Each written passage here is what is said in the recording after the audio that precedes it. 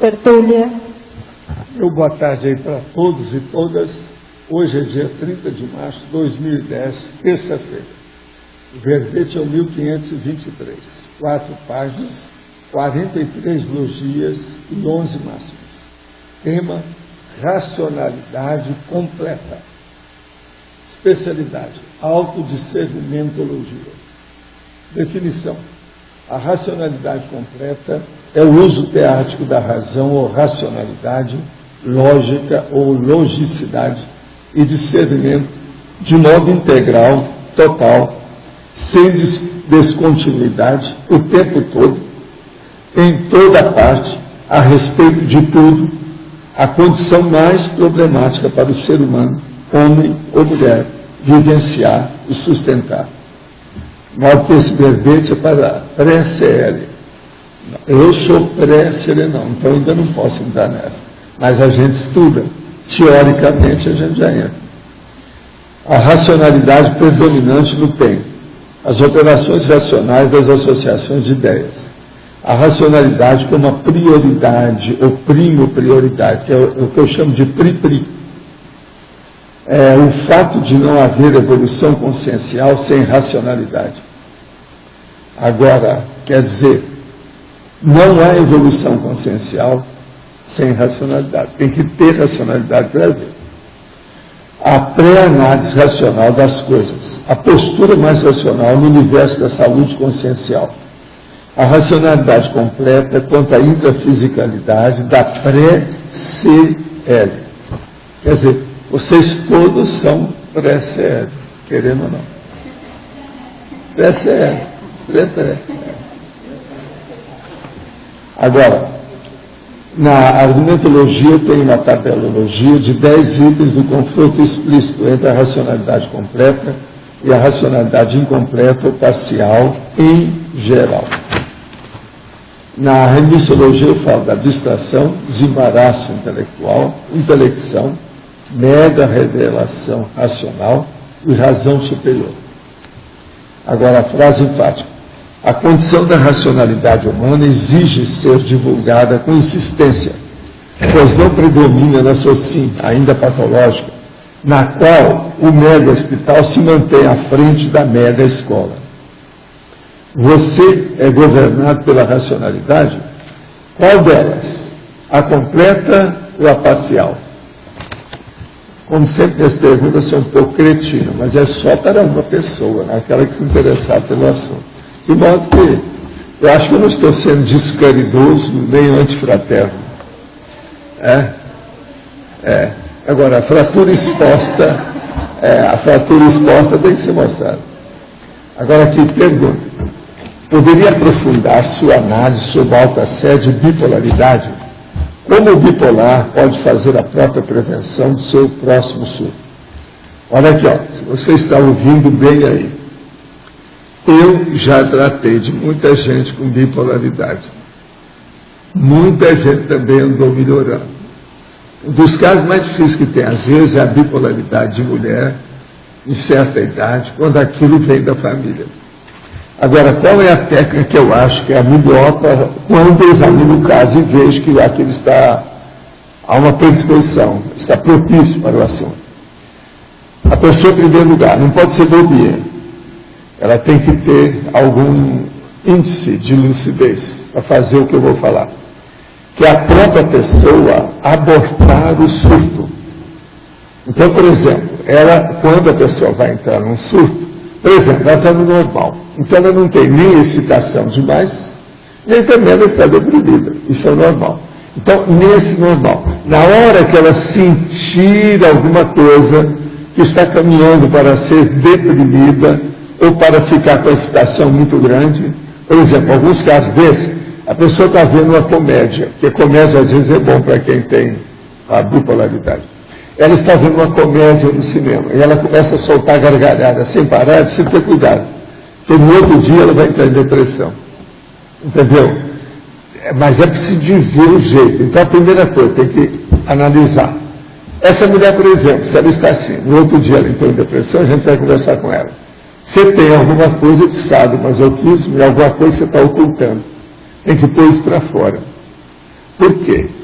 Ela acha que é um sacrilégio, que é um pecado, que é um erro, ela se alegre, e tem tanta gente passando mal na Terra. Isso é uma bobagem. Então é necessário que a gente examine a pessoa com calma para ver isso. Mas agora, o problema é o seguinte, se ela tem lucidez, ela vai começar a ver alguma coisa nela, porque isso tem uma aura. É só observar a aura daquilo. Não, eu estou começando a ficar irritada. As coisas não estão dando certo. Tudo eu estou reclamando. Aí, na outra manhã, ela entraria em depressão. Então, na hora que ela entrar em depressão, ela começa a ter um novo processo de pensar. E se ela estiver usando algum remédio, ela toma alguma coisa para aliviar um pouco a situação. Isso com o psiquiatra.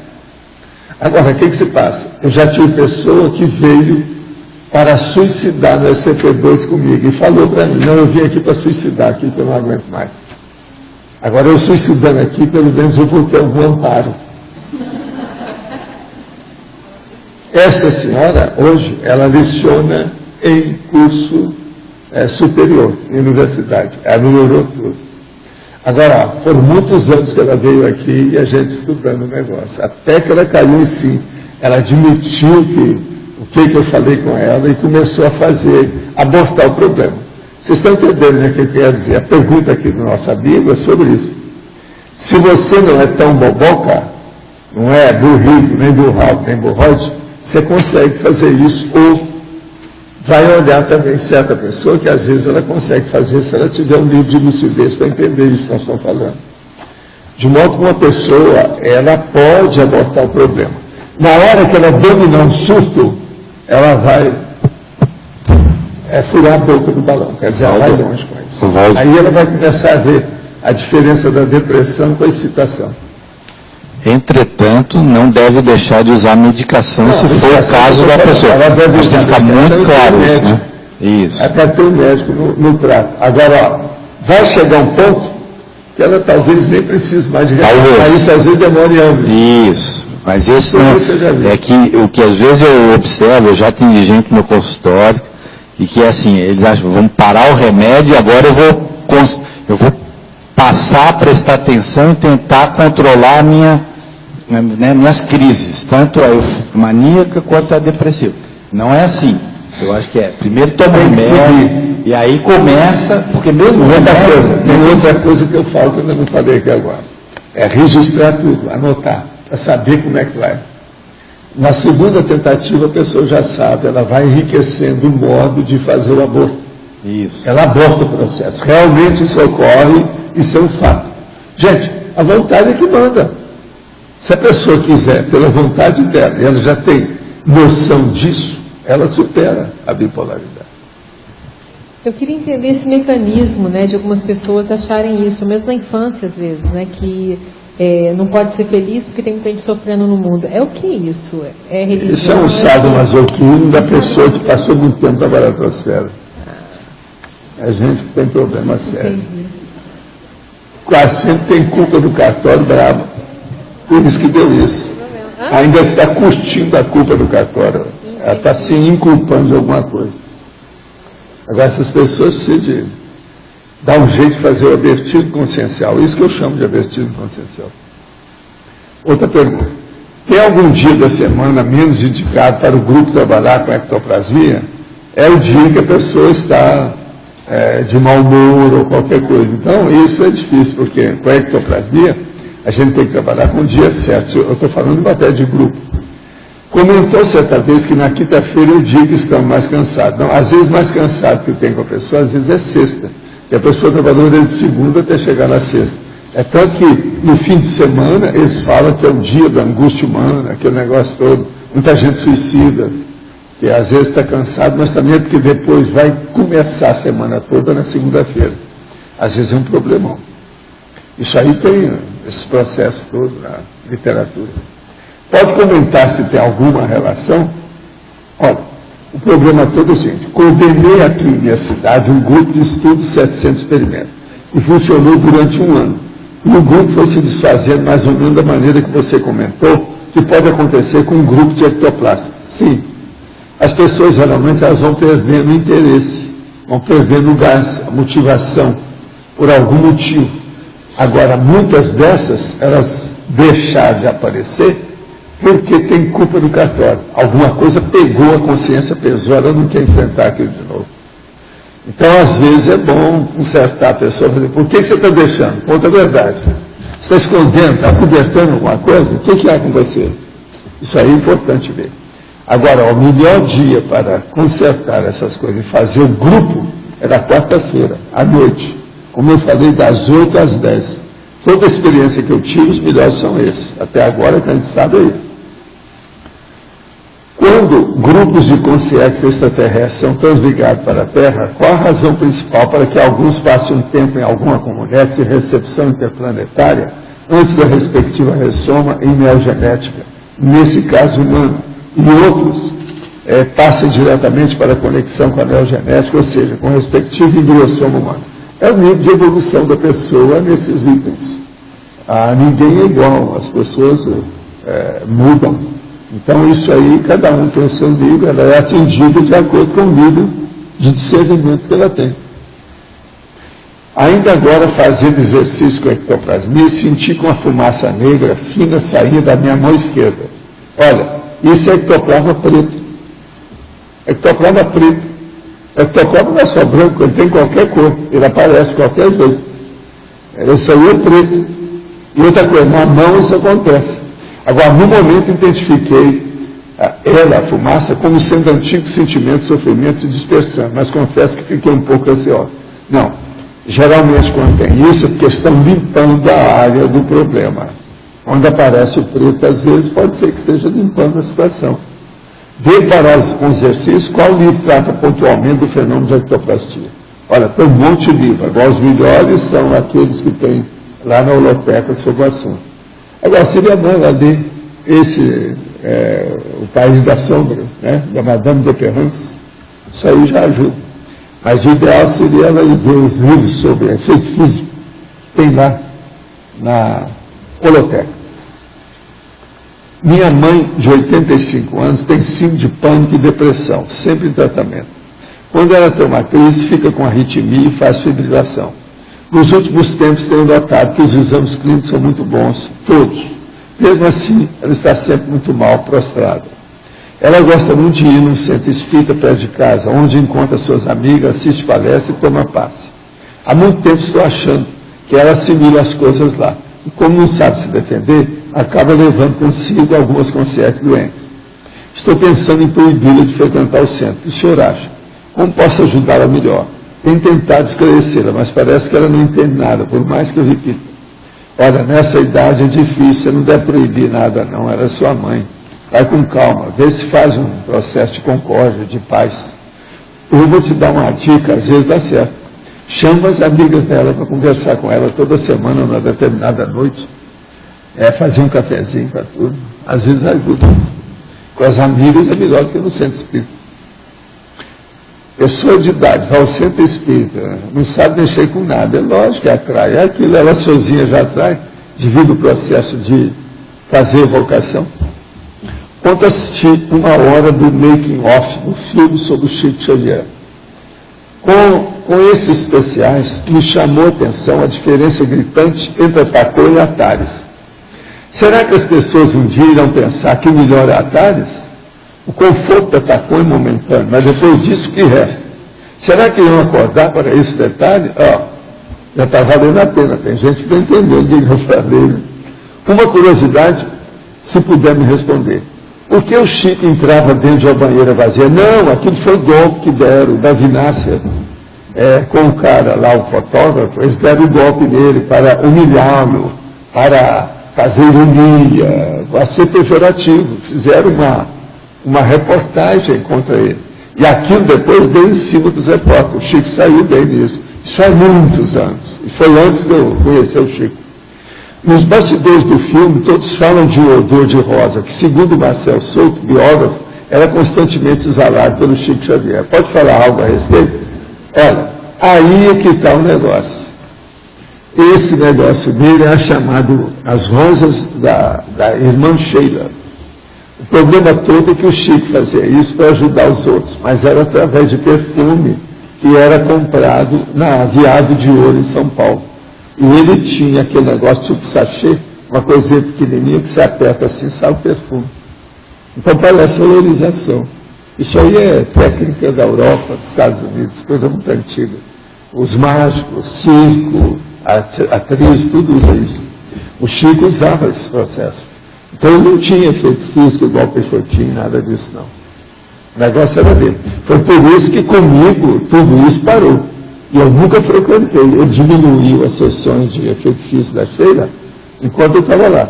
E eu nunca frequentei essas sessões, porque era mistificação, era uma farsa. Aquilo ele fazia para, vamos dizer, encorajar o povo, dar força, melhorar, fazer mise-en-scène da situação. E eu sou contra isso, e eu falei isso para ele. Agora, eu não sabia que ele fazia isso. A hora que eu levei ele para Uberaba, com as coisas todas, um dia ele deixou o guarda-roupa dele aberto, eu cheguei lá e vi.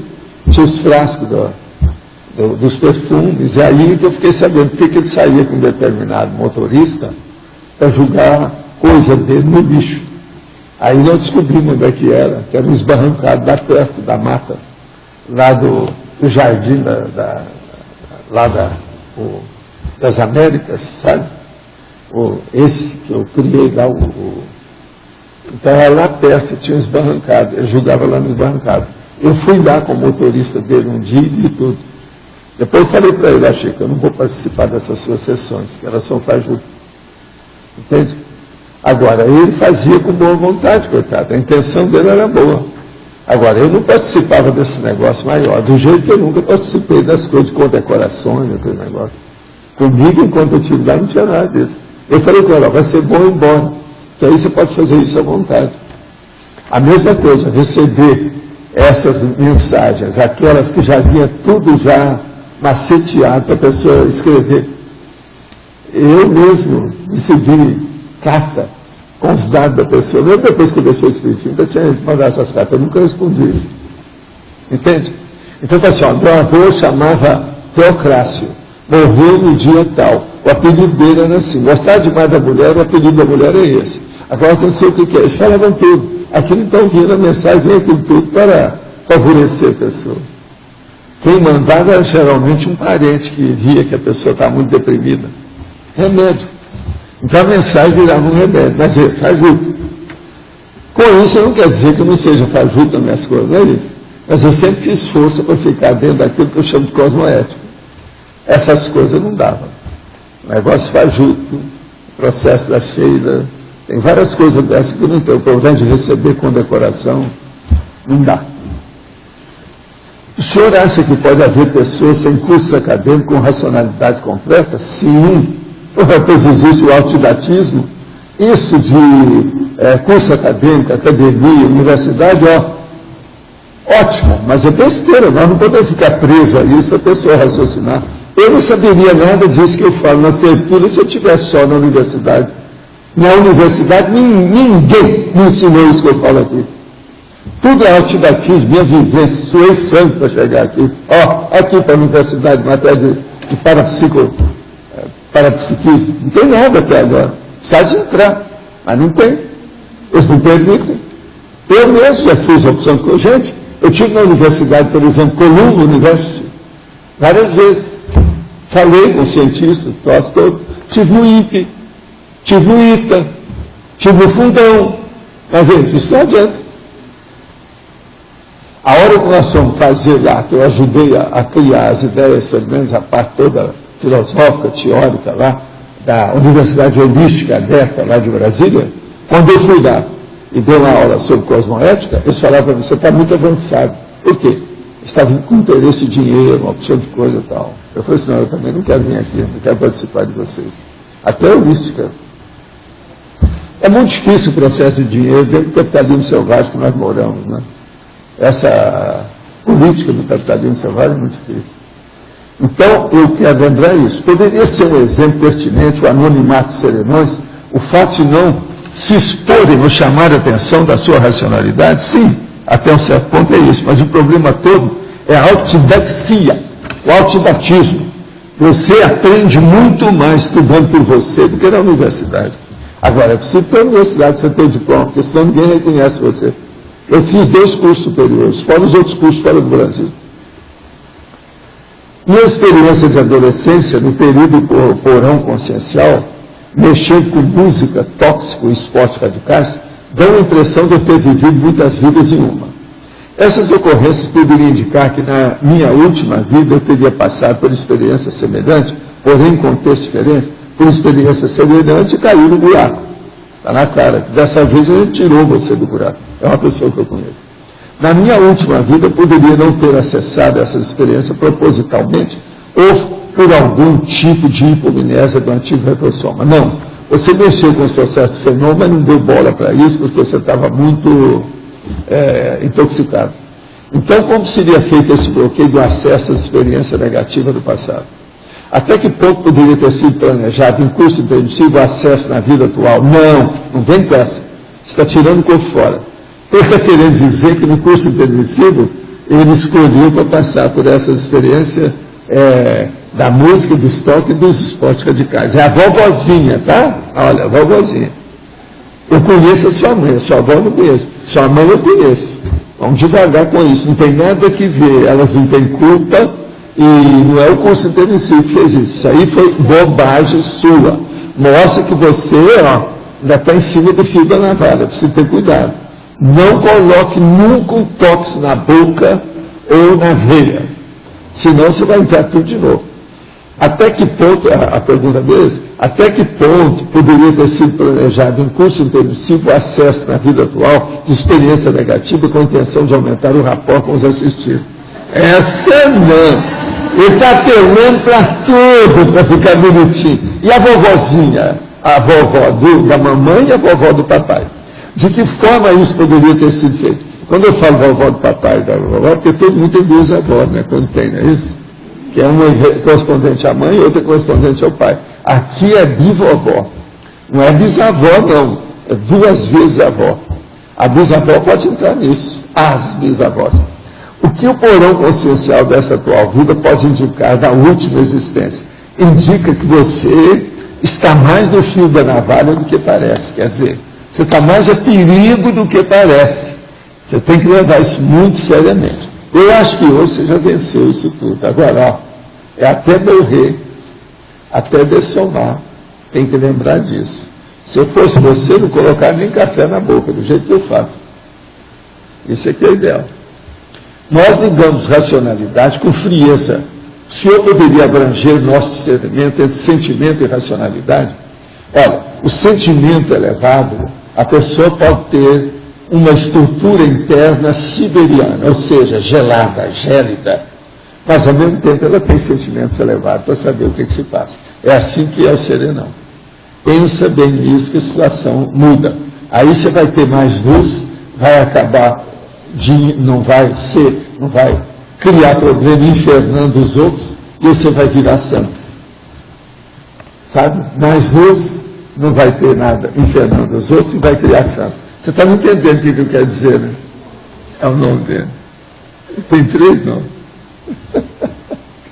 Agora, gente, aqui tem uma pergunta mais complexa. Está me cumprimentando aqui. Desculpa a minha impertinência. Após assistir o documentário da Globo News sobre Chico Xavier, fiquei com algumas dúvidas que gostaria de esclarecer, caso não atrapalhe a ter tudo. Também peço que meu nome não seja divulgado, já que essas dúvidas são de origem pessoal. Então, nós vamos responder as perguntas. Sempre que ouço falar de Chico Xavier, ele é apontado como responsável por todas as associações, prédios, obras e serviços feitos e oferecidos aos pobres. Sei que a vaidade é algo que a gente não deve cultivar, mas como o senhor se sente a respeito disso, já que sempre o ajudou enquanto esteve trabalhando com ele? Olha, a minha vida, eu sou muito frio para admitir essa situação. Eu aprendi a fazer assistência com meu pai. Meu pai era toxicômano. Eu tinha uma perna só. Era dentista. Passava 3 meses na camueca. Ou seja, entrava em depressão e só bebia. Eu bebia até álcool com água, sandaraca, usava cocaína, porque naquela ocasião tinha cocaína no consultório à vontade para colocar. se extraía, por exemplo, uma raiz de um dente que estava estragado, colocando a cocaína primeiro, aquilo amortecia o negócio, anestesiava e tirava. Isso é comum. E ele usava também a sandaraca, que hoje ninguém nem sabe o que é isso. E ele colocava também a sandaraca e tomava isso tudo. Agora, o que se passa? Ele bebia muito para ficar naquela condição. E por que ele fazia isso? Ele fazia isso porque ele tinha uma perna só e a outra perna ele tinha uma úlcera varicosa que não fechava e doía demais. Para ele trabalhar, ele criou um móvel que ele se encostava para poder, porque a perna artificial dele era muito pesada. Aquilo não dava para andar muito e nem para ficar em pé com ela, era pesada demais. As próteses naquela ocasião, da década de 30, eram muito grosseiras, muito rudimentares, muito difíceis. Então, veja, o meu pai, quando ele voltava para trabalhar e atendia o povo no consultório, outra coisa, ele era um dentista fora de série. Todo mundo gostava dele. Ele era um cara tão bom de habilidade manual que ele fazia instrumentos cirúrgicos da odontologia. Ele mesmo fazia. Eu ajudava ele nos processos da prótese. Eu, menino, que era o filho mais velho. Agora, então, o que se passa? Quando ele ficava bom, ele queria ajudar todo mundo. Então, ele tinha um percentual de tudo que ele ganhava no consultório para dar para os outros. Ele já separava. Quando ele morreu, eu vi as anotações dele, os apontamentos dele no livro, com todos os detalhes, ano após ano, no período que ele estava doente lá com a gente. Agora, o que se passa? Ele acabou fazendo a ortotanásia, ele cortou a carótida. Quando ele não aguentou mais, porque já não tinha mais nada que salvasse ele. Já tinha usado tudo quanto era analgésico, tudo quanto era remédio, estupefaciente, tudo vocês pensaram. Ele já não aguentava mais. Então, ele cortou a carótida. Agora, esse é o meu pai. Agora, o que é que ele me ensinou? Com essa condição toda, a gente passando ali aperto, a minha mãe sendo professora de grupo, dando aula toda manhã no grupo escolar, com aquilo a gente também ajudava lá em casa. Eu pequeno, às vezes, eu tinha que varrer a casa por causa da sujeira, para o meu pai assistir o povo lá, porque às vezes eu via que tinha coisa suja, às vezes a gente tinha dificuldade, a minha mãe tinha dificuldade de arranjar um assistente da cozinha, alguém que fosse ajudar, muito embora ela teve muita gente que ajudou.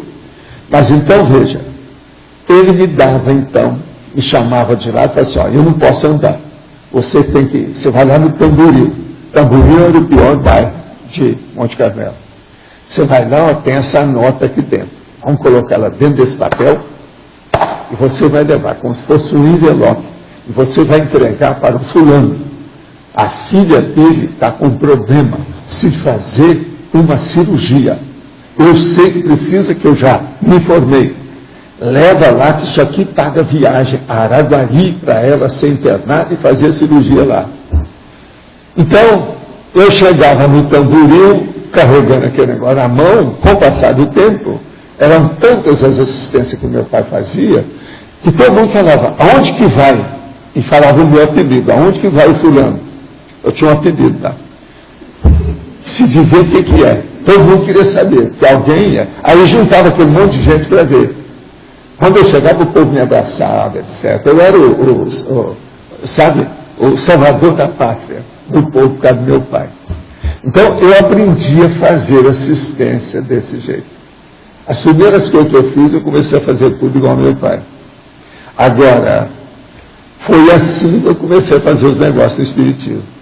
Aquilo que eu fazia com ele foi quando eu comecei a aprender as aulas de moral cristã, que era o chamado Catecismo Espírita com o professor Alipo. Agora, com isso, eu aprendi. Quando eu encontrei com o Chico, eu entendi tudo que ele estava fazendo e falei com ele, ó, eu vou fazer o seguinte, vamos manter essa sua condição mística que você quer ser santo. Tudo que você faz é visando ser santo. E eu vou fazer tudo da minha parte para te ajudar. Como nós estamos fazendo assistência, mesmo que seja tacão, vamos em frente. Agora, não espere que eu vou continuar aqui. Que eu sou favorável, é a coisa clara, fratura exposta e soco na cara. É isso que eu falo aqui. Eu sou favorável a TARES, a tarefa do esclarecimento. Se você gosta de fazer só tacom, é tapiação. E naquela ocasião eu já falava, tacom é igualzinho a pessoa que vai dar um prêmio para outra, vai dar um presente. Então vai dar sapato, ela dá só o pé esquerdo, mas não dá o direito. Isso não adianta nada. É igualzinho, por exemplo, outra coisa que eu sempre falei, tacom que a religião faz, que o Lula está fazendo, a política faz, etc., é a tarefa da consolação. Isso é demagógico, da Ibope. Isso rende, é populista. Então, veja, mas não adianta nada. Por quê? É igualzinho aquele negócio. A Tacom vai lá e tira os mosquitos e dá alguma coisa para a pessoa na hora. Ela sai e os mosquitos voltam. Eles não limpam, você está entendendo? A base da sujeira que atrai o mosquito, que é o problema da ignorância, que é a reeducação. Falta educação na questão da... Por isso que é que não tem. Então, eu quis mudar isso. Então, vamos fazer a exposição espírita permanente, que é fazer a reeducação dentro do movimento espírita. A hora que eles viram o alcance daquilo que eu ia fazer, que ia mostrar todas as besteiras de Allan Kardec, todas as bobagens de Jesus Cristo, aquele negócio todo de religião, a turma recuou. Eu falei assim, então, tchau para vocês. Saí de fininho. Deixei 6 pessoas fazendo as minhas funções. Até hoje o Centro Espírita lá, o principal deles que nós criamos, está funcionando. Agora, eu não vejo nada demais nisso não. Foi o seguinte, a maioria de todos os trabalhos que nós fizemos teve muita ajuda de consciência extrafísica. Elas é que também sustentaram muita coisa disso. É igual aquilo que nós estamos fazendo. Isso aí não sai da minha pessoa. Muita coisa são os amparadores que estão ajudando. Eu sou um agente dos amparadores. Minha situação só é essa. Eu sou um agente dos cursos televisivos, mais nada. Eu não acho mais do que isso. Agora, com isso, vocês não veem eu estar recebendo condecoração, ou comenda, ou homenagem, ou isso, aquilo. Eu tiro meu portfólio de tudo que já me deram, tanto no Brasil quanto no exterior. Eu nunca recebi nada disso.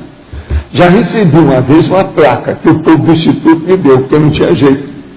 É a placa, porque senão eles iam julgar em cima de mim, poderia até machucar.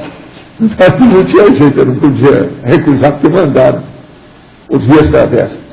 Então, veja bem, na questão do Chico, ele realmente ajudou a criar muitas instituições. Querendo ou não, é aquilo que eu falei lá na minha entrevista. Ele é um completista da TACOM, da Tarefa da Consolação. Ele pode ser isso, não há dúvida. Agora, outra coisa que ela está perguntando aqui. Os amigos de Chico que deram depoimento no documentário são ser conhecidos? Deu para matar um pouco da saudade deles? Sim, escuta. Um dos amigos que está lá é o Arnaldo Rocha, é uma grande personalidade. Eu já expliquei aqui na tertúlia anterior, se você não viu, você não sabe. Eu trouxe até o livro do Chico que ele ajudou a compor, que é as Instruções Psicofônicas. Eu mostrei aqui, que esse é meu amigo de muito tempo. Mas agora, ó, já fazia uns 45 anos que eu não via nada do Arnaldo, porque eu nunca mais, eu não ia muito a Belo Horizonte, não sei como é que ele está, nem nada. Foi até bom ver, Arnaldo. Agora aqui, sobre a existência de um código secreto que Chico teria deixado para ser facilmente identificado após somar, existe ou não? Após dessomar, existe ou não? Pergunto isso porque o senhor me disse que já encontrou com ele. Sim, mas olha, esse negócio do código secreto, eu nem toquei no assunto pelo seguinte. Quando eu estava com ele, nós sabíamos do processo do código secreto, porque dentro dos meus estudos dos fenômenos, a gente já sabia disso por causa da Inglaterra. Agora, eu mesmo falei com ele, ó Chico, mas isso não é bom para você, não entra nessa. Mas isso, 40 anos depois, ele entrou nessa, parece que deixou isso lá mesmo. Está com os 2 Eurípides lá. O Eurípides, que lá estava na condição de filho dele, e o Eurípides Taran Vieira, que é o médico que tratava dele, que se formou comigo em medicina. Então, esse código eu acho negativo porque não combina com a imagem dele. É um negócio difícil. Mas parece que deixou isso. Eu não sei. Eu não vi. Eu não conversei com o Eurípides Vieira lá. Também gostaria de saber onde foi esse encontro, onde ele estava. Porque o senhor, não, o Chico foi o seguinte, foi aqui, no CAEC, que o Emmanuel trouxe ele, eu encontrei com ele fora do corpo. E depois a gente levou o Chico lá para a interlúdia, ele passou lá. Agora, ele estava com o Euforex, ele estava muito alegre demais. E ele veio me falar, pois é, meu filho, eu desencarnei, estou feliz da vida, como é que eu fico? Você entendeu? Eu disse, para com isso, deixa disso. Então, a gente procurou explicar para ele como é que era a situação, tudo, como é que é. Agora, hoje ele está bem encaminhado. Inclusive, a Amanda falou assim, ó, toma conta aí da turma. A nossa turma estava dando uma de mão nas coisas dele. Inclusive, eu pedi para a Veronesa olhar os negócios, por causa dos processos do Emmanuel, junto com as coisas dele de igreja católica. Tá? Agora, outra coisa. O senhor poderia me dizer se após dessomar, a gente sente saudade dos que ficam nesse plano ou ainda é apenas sentimentalismo nosso? Não. Existe saudade tanto de um lado quanto do outro. Porque esse negócio de emoção existe de todo lado e é o que tem atravancado muita gente na evolução, é o emocionalismo. Nós devemos ter, em vez de comocionalismo, a gente tem que ter sentimentos elevados, senão está danado. Agora, o senhor sabe quando é que o Chico deverá voltar? Não, ele agora vai trabalhar na opção de cortar e renovar. A gente deseja que ele faça curso intermissivo o mais depressa possível. E parece que ele já decidiu o que vai fazer. A verdade é que o senhor vai voltar à China e que desde pequeno será considerado um fenômeno? Não. Isso é besteira. Esse negócio de fenômeno é bobagem. Desde pequeno eu devo sofrer com os processos de fenômeno em cima de mim do jeito que foi nessa vida. E tinha assediador do meu pai em cima de mim. E veio a monja e me ajudou. Agora, a minha ideia é voltar para a China, mas não sou eu que mando, porque eu sou do CMP, que é o Ciclo Multiexistencial Pessoal. Quem manda é o grupo e não eu mais. Porque a atividade é que me comanda, não é o meu egoísmo. Eu não decido nada disso. E eu desejo que todos os meus amigos aconteça o mesmo. Vocês deixaram o egão e deixar que o serviço oriente o seu destino. Agora, outra coisa. E agora, uma última pergunta. Quando fui, o senhor me disse que já me conhecia. Sim, eu conhecia você, mas eu não posso dizer que seja de vida passada, porque eu não lembro direitinho.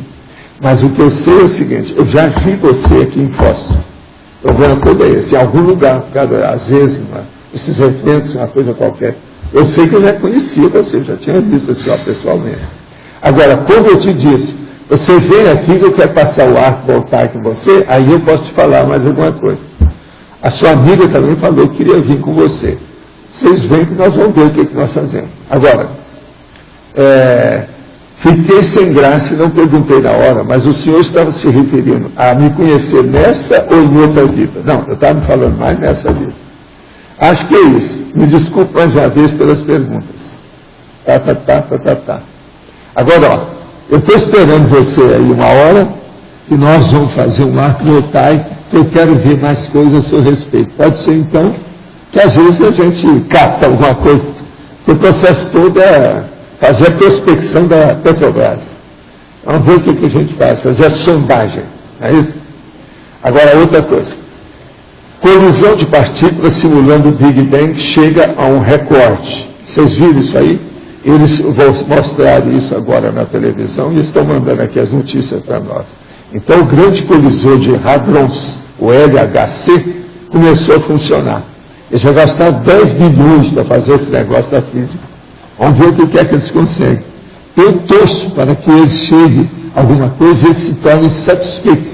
Fique satisfeito com isso, porque é muito elétrico.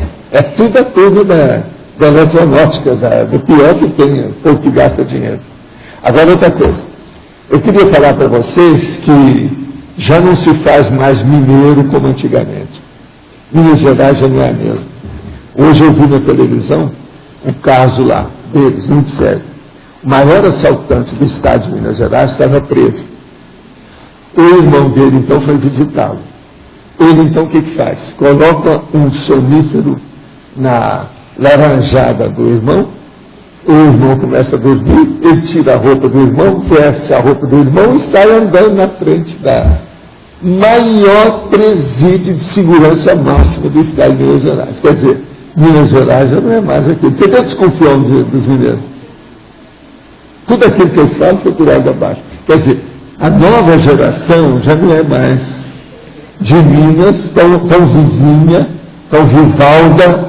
Não é Valdo, não, é Vivaldo. Você está entendendo? Já não é mais isso. Agora, gente, vocês não acham que é o mais festa? Sonífero, meu irmão, veste a roupa dele e sai. Dá cumprimento a todo mundo. Agora, só falaram nisso agora porque prenderam o cara de novo. Prenderam, por isso que eles estão falando. Agora eu vi hoje de manhã na televisão. Agora, outra coisa. Hoje eu visitei também o discernimento. fui ver os azulejos, as lajotas, no Jardim de Inverno, que o Alexandre da turma lá fez. Está uma beleza de discernimento. Vocês precisam de visitar o discernimento e ver como é que o negócio está nobre. Vocês que já foram aí da monarquia vão ficar besta de ver como é que está bonito o assunto lá. Ainda tem muita coisa que eles vão fazer, mas eu acho que ele vai longe com isso. Agora uma coisa, parece que a Mabel tinha entrado aqui, né? Ela está por aí não, né? Ela já saiu? É? Ela está por aí. Depois eu quero conversar. Uma outra pessoa que eu quero ver é o Antônio. E o outro é o Roberto Almeida, se ele aparecer. É a Mabel, Antônio e Roberto Almeida. Se aparecer, vocês me falam. O Roberto é o seguinte. Eu não sei se ele viu. Dá esse nome. Tem ali um negócio aí anotado.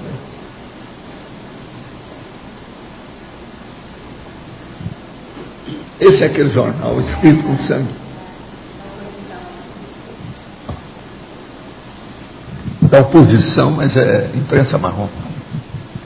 Então eu queria só mostrar para ele aí. Então agora fica faltando só o Antônio e a Mabel. Dentro das minhas coisas aqui. Mas o que é que vocês querem falar? Pode falar, Luiz. Professor, na página 10, fatologia. Na segunda linha, de cima para baixo, a imaginativa racional. Deixa eu ver onde é que está. Terceira linha, de cima para baixo. A coragem racional. Não, imaginativa racional. A imaginativa Sim. racional. O problema todo é o seguinte, a imaginação é algo que, se você não tiver cuidado, ela piora você em vez de te ajudar. Para a imaginação ajudar a gente, que é a imaginativa, a imagística, nós precisamos de impor a racionalidade, ponderar aquilo que nós estamos pensando. Então, se você fizer isso, colocar racionalidade na imaginação, as coisas melhoram. Uma imaginação desenfreada, sem racionalidade, apenas pela emoção ou pelo instinto, leva a pessoa para um desastre. Agora, Valdo, qual seria o lado bom, positivo da imaginação? Como é que é? Qual seria o lado bom, positivo da imaginação? Não, a imaginação é fora de série devido à criatividade. A maioria de tudo que a pessoa inventa, cria, descobre, se deve à imaginação, antes de mais nada. Agora, ela precisa de ser domesticada. Só isso. Controlado, não? Domesticada. Domesticado. Então, outra coisa, Valdo, na fatologia. Na segunda linha, de baixo para cima. A renúncia racional assistencial. Aonde está isso? Na segunda... A renúncia racional assistencial. O problema todo é o seguinte, a renúncia, às vezes, com a cosmoética, vale a pena a pessoa renunciar a algumas coisas que ela tem. Isso é o modo dela fazer a concessão. Essa concessão, ela pode ser interassistencial e muito positiva. Entende? Mas é necessário que a pessoa pondere e veja o que é. Porque senão, pode ser que ela esteja tirando o corpo fora. Uma outra coisa, a renúncia racional, às vezes, ela casa com a omissúper, que é a omissão superavitária. É você renunciar. Por exemplo, estão querendo dar para você um emprego muito bom, 3 vezes melhor do que aquele seu. Mas você vai mexer, por exemplo, com armas. Isso não interessa. Isso é melhor fazer a omissúper. É a renúncia racional. Você está entendendo? Você prefere ganhar 1/3 do seu salário, mas não vai trabalhar com arma.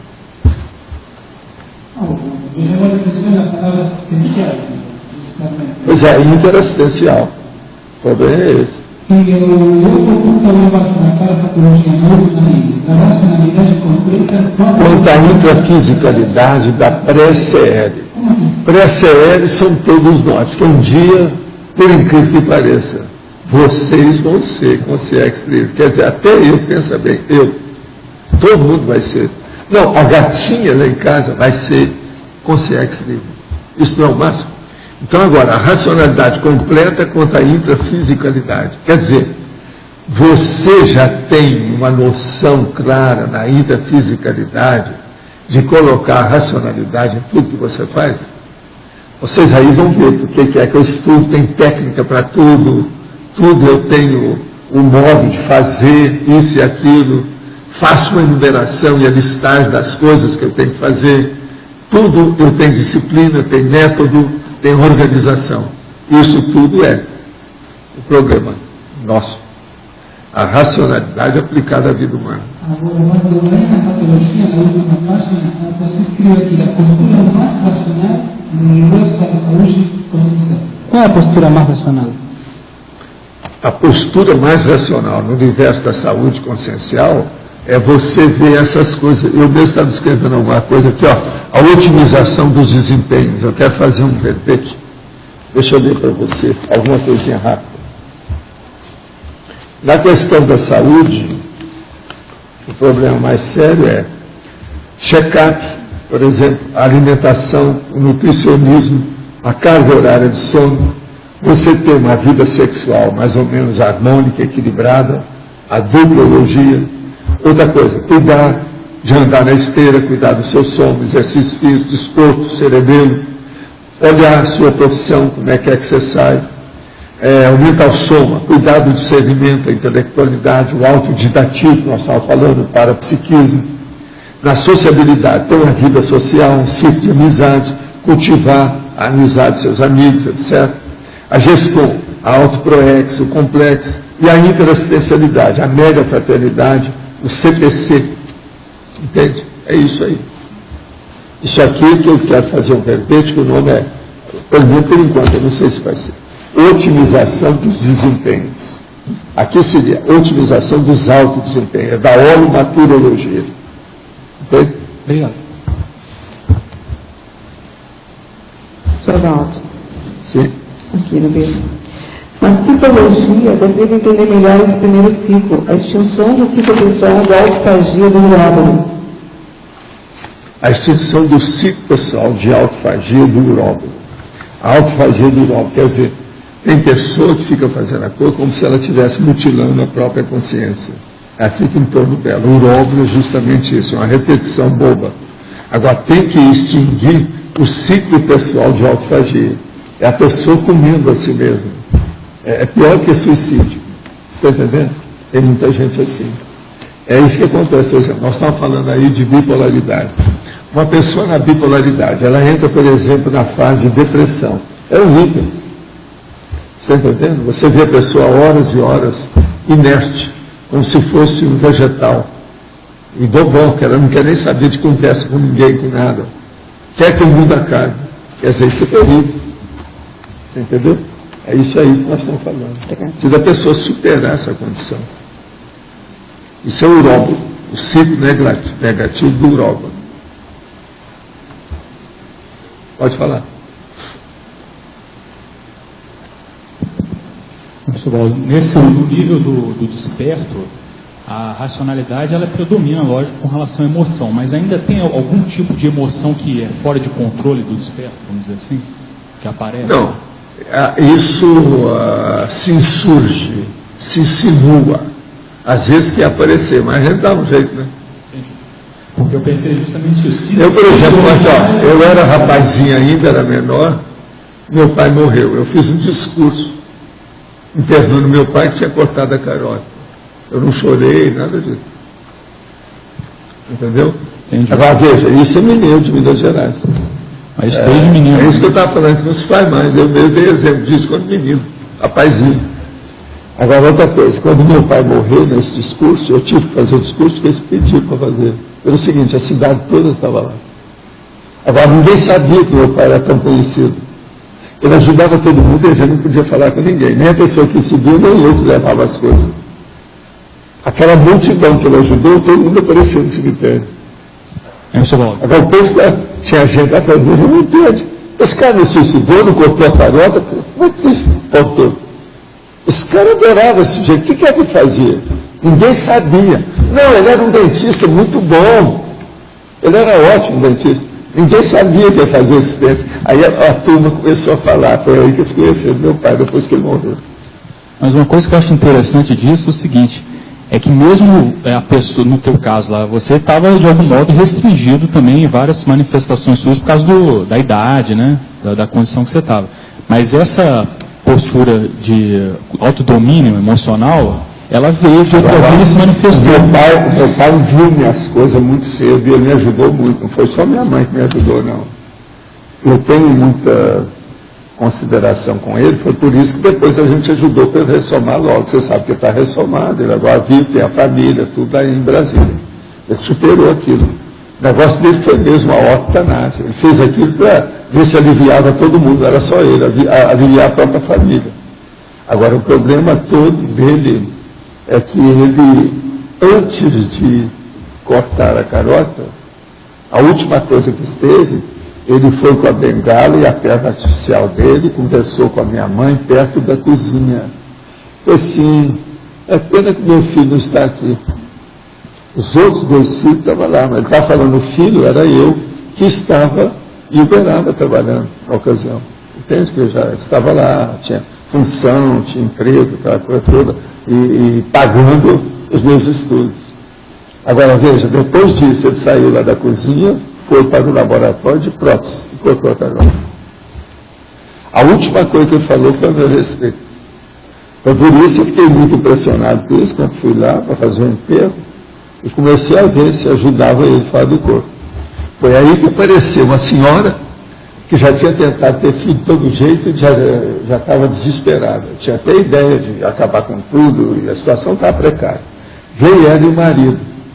Aí a hora que entra, eu vejo a turma dos amparadores e falo assim, ó, fala com ela. Ele vai. Aí eu vi o meu pai. Meu pai aparecendo junto. Então eu viro para ela e falo assim, olha, a senhora pode ir para casa e vocês 2. E vocês vão abrir a fábrica. Ela agora vai ficar grávida, vai ser menino, vocês tomam conta bem dele. Essa criança, lembra bem como é que é isso. Entende? Olha bem como é que é. As coisas passaram, eu só sei é que depois eu fiquei sabendo que nasceu a criança, mas nunca vi a criança. 35 anos depois, eu estou lá no monociclo, quando chega um rapaz. Chegou o cara, falei, opa, quem é esse cara? Aí eu localizei e fiquei quieto. Eu disse, não, vamos ver o que é que ele quer. Não, eu sou de Brasília, vim aqui, porque a minha mãe me falou que eu dei minha vida ao senhor. Eu não tenho nada que ver com a sua mãe. Não é isso, o senhor não está entendendo. Eu sou filho da fulana, que o senhor falou quando foi lá, que o senhor atendeu e falou que ela ia ter, e deu todas as indicações como é que ela devia se comportar, que ia nascer uma criança. Sou eu, nasci, etc. Hoje eu estou com 35 anos. Aí eu olhei e falei, bolas, é ele. Aí o povo tudo aqui no Ceará, que viu que eu estava dando muita atenção para aquele rapaz, aquele negócio todo, desconfiado, mas ficaram por isso. Aí eu falei com ele assim, olha, se você está sentindo melhor aí com as coisas que você veio aqui, você dá um jeito de se aparecer aqui de novo, porque eu queria conversar umas coisas com você com mais calma. Passa uma temporada, ele aparece, aí eu chamo a Graça e o Loche. Fala assim, ó, agora eu vou apresentar para vocês o meu pai, que é a personalidade consecutiva. Vocês vão olhar. Ele perdeu o corpo dele, ele não tem o mesmo corpo. Porque o corpo do meu pai, que ele perdeu a perna, através do bicho de pé, ele era forte, do meu estilo, tudo meu estilo. Hoje, o corpo dele é muito menor, é mirrado, é diferente. Fala assim, ó, mas é o meu pai. Vocês vão olhar a lucidez dele, o jeito dele, que vocês vão ver como é que é. Aí, ficar tudo perto de mim. E ele, o Luiz, ficou muito desconfiado. Por que esse povo está me dando tanta atenção aqui que eu não estou entendendo? A gente almoçava com ele, aquele negócio todo. Lá pelas tantas, ele ficou mais maduro e eu abri o jogo. Hoje ela admite, ela andou estudando as coisas. A turma da minha família viu e falou assim, não, é ele, não tem dúvida. E de vez em quando aparece aqui, só para vocês terem uma ideia. Agora veja, isso tudo é o processo do meu pai, a assistência dele. Se não fosse aquela assistência, ele não sairia disso. Porque ele chegou a matar o cara lá em legítima defesa, porque o sujeito pulou em cima dele com um punhal, ele deu um tiro nele. E esse cara a gente também encaminhou, já naquela ocasião. Agora, tudo é a vida. Isso que eu chamo de personalidade consecutiva. Entende? É igualzinho o caso do meu filho também, que é o meu irmão. É uma personalidade consecutiva. Agora, ó, eu tenho dezenas de casos desses que eu segui na minha vida. Tem muito mais gente além desses. Esses são aqueles contáveis. Você sabe, esse negócio de contação, seja de contar números ou contar os fatos, é preciso estudar, preciso ter cosmoética. A maioria das contações, você não pode contar nada, você não pode expor. Tem certas exposições que não dão para contar. Entendeu como é que é? Esses são os que a gente pode. É o problema que eu vim falando aqui, que a gente tem que estudar o paradisciplina para chegar nisso. Agora tem outra pergunta. O senhor me falou que minha família nuclear atual, pai, mãe e irmão, tem base com a minha última vida. Quais variáveis devem ser observadas ao se comparar gostos, tendências, interesses, inclinações e vocações da família? Como posso diferenciar os comportamentos influenciados pela genética, do atual corpo físico, da mesologia, ou da convivência com a família, dos interesses advindos da paragenética e do meu temperamento? O que devo observar para identificar as lacunas e as mudanças de mater pensando entre uma vida e outra? O melhor que você faz é ver a biografia dessa sua turma toda. Por exemplo, uma pessoa muito boa para você analisar é a sua mamãe. Ela é fora de série. O processo dela de comunicação, por exemplo, vale a pena estudar. A mesma coisa seu pai. Seu pai é uma pessoa muito ponderada, séria, organizada, estuda muito sério. São coisas que você, por exemplo, na questão de organização, você não tinha a organização que seu pai tem. A mesma coisa, na questão da sua mãe, o seu nível de comunicação está melhorando ultimamente. Mas você também não era assim, porque o próprio Tolkien não deixava acontecer isso. Muito embora mexendo com música e tal. Né? Quais são as características da personalidade quando a consciência está dominando a racionalidade completa? A interassistencialidade através da dispersidade. Essas são as características. Daí, então, a pessoa começa a deslanchar. Visando a autopesquisa, tenho relido o meu diário de uns 10 anos e notei que minha assediabilidade tem aumentado dramaticamente. É seguro estabelecer relação de causa e efeito, independentemente do conteúdo do diário, ou devo considerar também outros fatores recentes?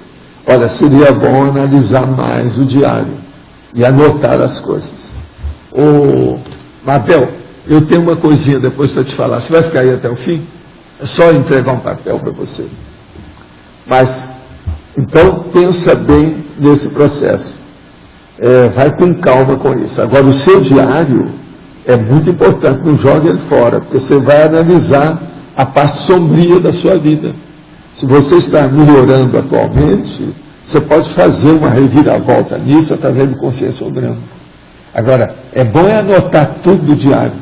Tem que fazer uma espécie de índice das anotações, fazer uma espécie de vocabulário do assunto, sabe? Isso é importante, pode te ajudar muito.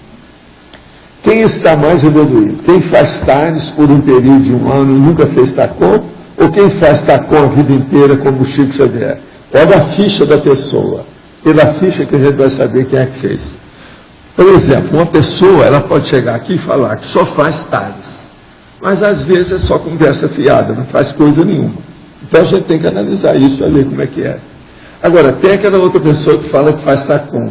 Às vezes a TACOM dela está fazendo mais tarde do que TACOM. Então, eu preciso analisar é a ficha da pessoa. Agora, o que eu quero te dizer é o seguinte: você quer evoluir? Faça TARES. Você quer repetir as vidas anteriores? Faça TACOM. Todo mundo aqui já fez TACOM demais em vidas anteriores. Dentro da igreja, da religião, da política, da arte, da família, da sociedade, da revolução, disso e daquilo, tudo que vocês pensaram, vocês já fizeram. Agora, faltou esclarecimento, porque senão todo mundo já estaria a caminho da serenidade, serenologia, alguma coisa. De modo que TARES, por que a TARES o povo não faz? É muito mais antipático, é muito mais difícil, é preciso ter mais inteligência, é preciso ter mais dedicação, e não dá ibope. Pensa bem, como é que é? O negócio não dá ibope. Agora, você faz aí um atacão, todo mundo chora, aquilo dá um ibope danado, é o caso do Chico. Leva para o escrínio do santo, quer dizer, faz a introdução dele no local do santo. Agora, a Tales não, é falar a verdade na frente dos outros. O Chico, por exemplo, ele mesmo falava, isso de verdade, quem sou eu para falar em verdade? Eu não estou aqui. Nem Jesus Cristo entrou nessa. Quer dizer, não falava nada na cara dos outros. Nunca deu uma aula sobre os assuntos. Porque tudo era tacom. Então eu cheguei lá, vamos manter isso aí, é o que você precisa, é a sua vida. A gente tinha que respeitar. Vocês têm que lembrar, quando eu conheci o Chico, eu tinha exatamente 23 anos. Ele tinha 45 anos. Agora, na última tertúlia, o senhor falou um pouco sobre os processos de materialização. Gostaria, se possível, de saber como foi presenciar as materializações da irmã Josefa. Não, aquilo lá foi o seguinte, o Chico queria fazer experiência para ver como é que era, mas nós não sabíamos se a média era autêntica ou não. A média era fajuta, mas nós tivemos que fazer experiência para isso. Agora, a turma do Cruzeiro quis fazer uma tempestade publicitária em cima da gente para vender a revista. Isso foi outra coisa. Agora, em vista disso, como eles torceram a realidade, que aquilo era para ele fazer pesquisa, eles torceram. E só viram o lado pior da coisa e deram em cima do processo. Agora, em vista disso, nem eu nem o Chico não responderam nada de nada. Foram 4 meses de tempestade publicitária e a gente calado. Agora, aí é que é o negócio, Homem Super. Eu fiz a Homem Super nessa questão.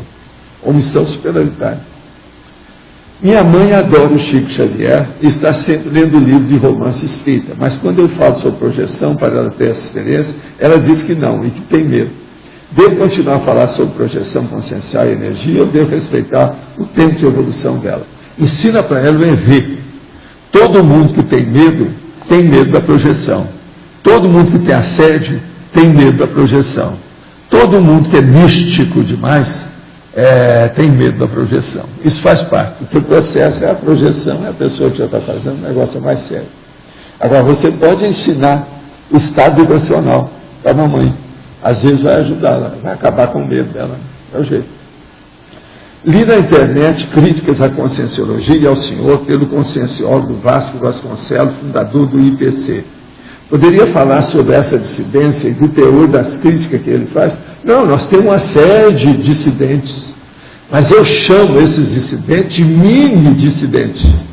Tem uma série deles. Por exemplo, tem um outro que é tudo cria minha, nasceu com a gente aí. É o Wagner Borges, por exemplo. Você quer? Esse também é mini-dissidente. Agora, o que é que eu chamo? Eu chamo de mini-dissidente e Marx-dissidente. Eu sou Marx-dissidente do Espiritismo. Por quê? Saí do Espiritismo para fazer uma coisa melhor do que o Espiritismo. Agora, eles não. São mini-dissidentes. Saíram de uma coisa porque não toleraram trabalhar em conjunto conosco. Quiseram fazer o negócio solo. Eles não entram em equipe. Eles têm dificuldade de fazer equipe. Agora, o próprio Vasco pegou o livro dele que a gente ia publicar e levou para fora. Mas, agora, recentemente, ele esteve aqui conosco, nós conversamos, ele esteve aqui uns 2, 3 dias, não foi isso, Vasco? A situação. Agora, isso tudo são mini-dissidência e Marx-dissidência. O Chico Xavier, ele era também dissidente.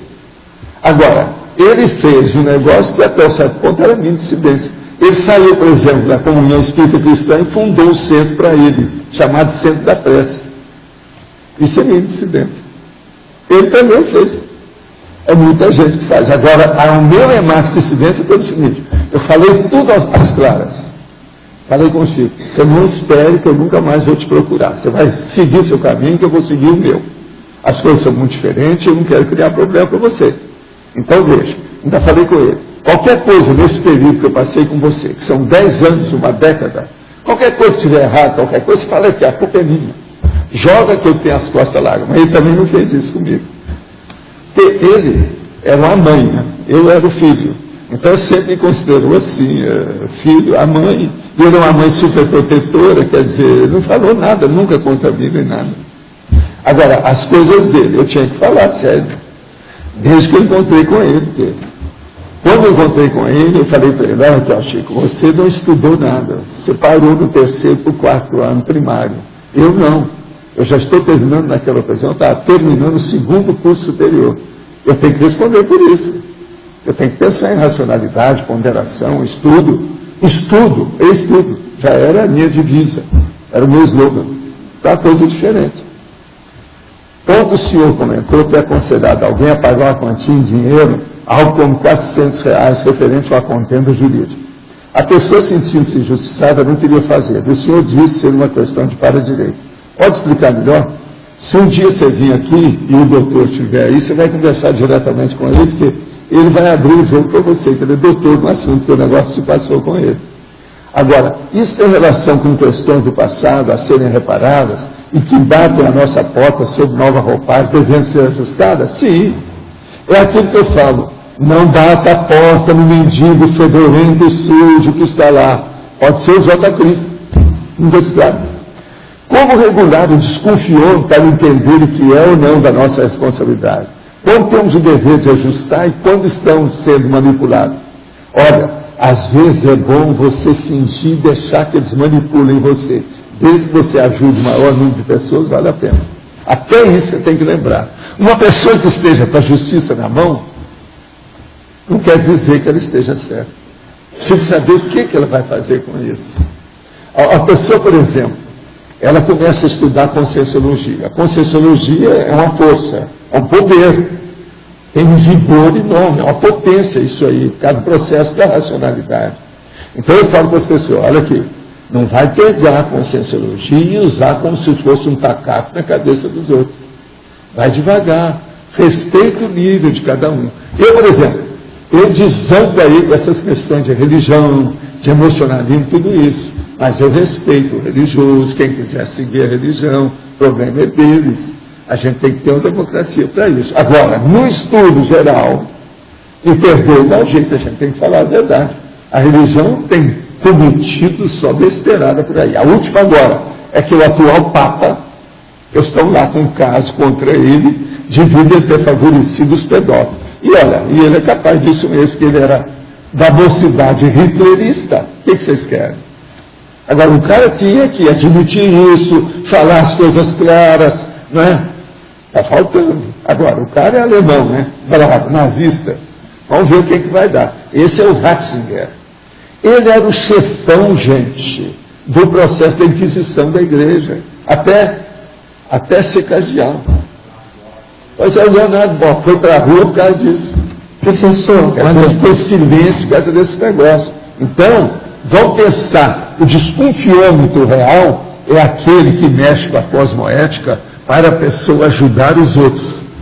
Outra coisa, às vezes, aparentemente, quem faz a TARES faz mais TACOM do que quem está fazendo a TACOM. Por quê? Está fazendo a TACOM com lucidez, com lógica, com racionalidade, ajudando muito mais gente do que aqueles que estão ajudando em menor número. Isso tudo a gente tem que pensar. Professor, para completar a racionalidade, nesse caso do Papa, eu achei interessante porque ele disse que ele não vai se submeter, isso é fofoca das pessoas. Isso apareceu em tudo que foi jornal. O negócio são milhares de casos. E outra coisa, a Alemanha é um dos lugares que tem mais isso, o pior é isso.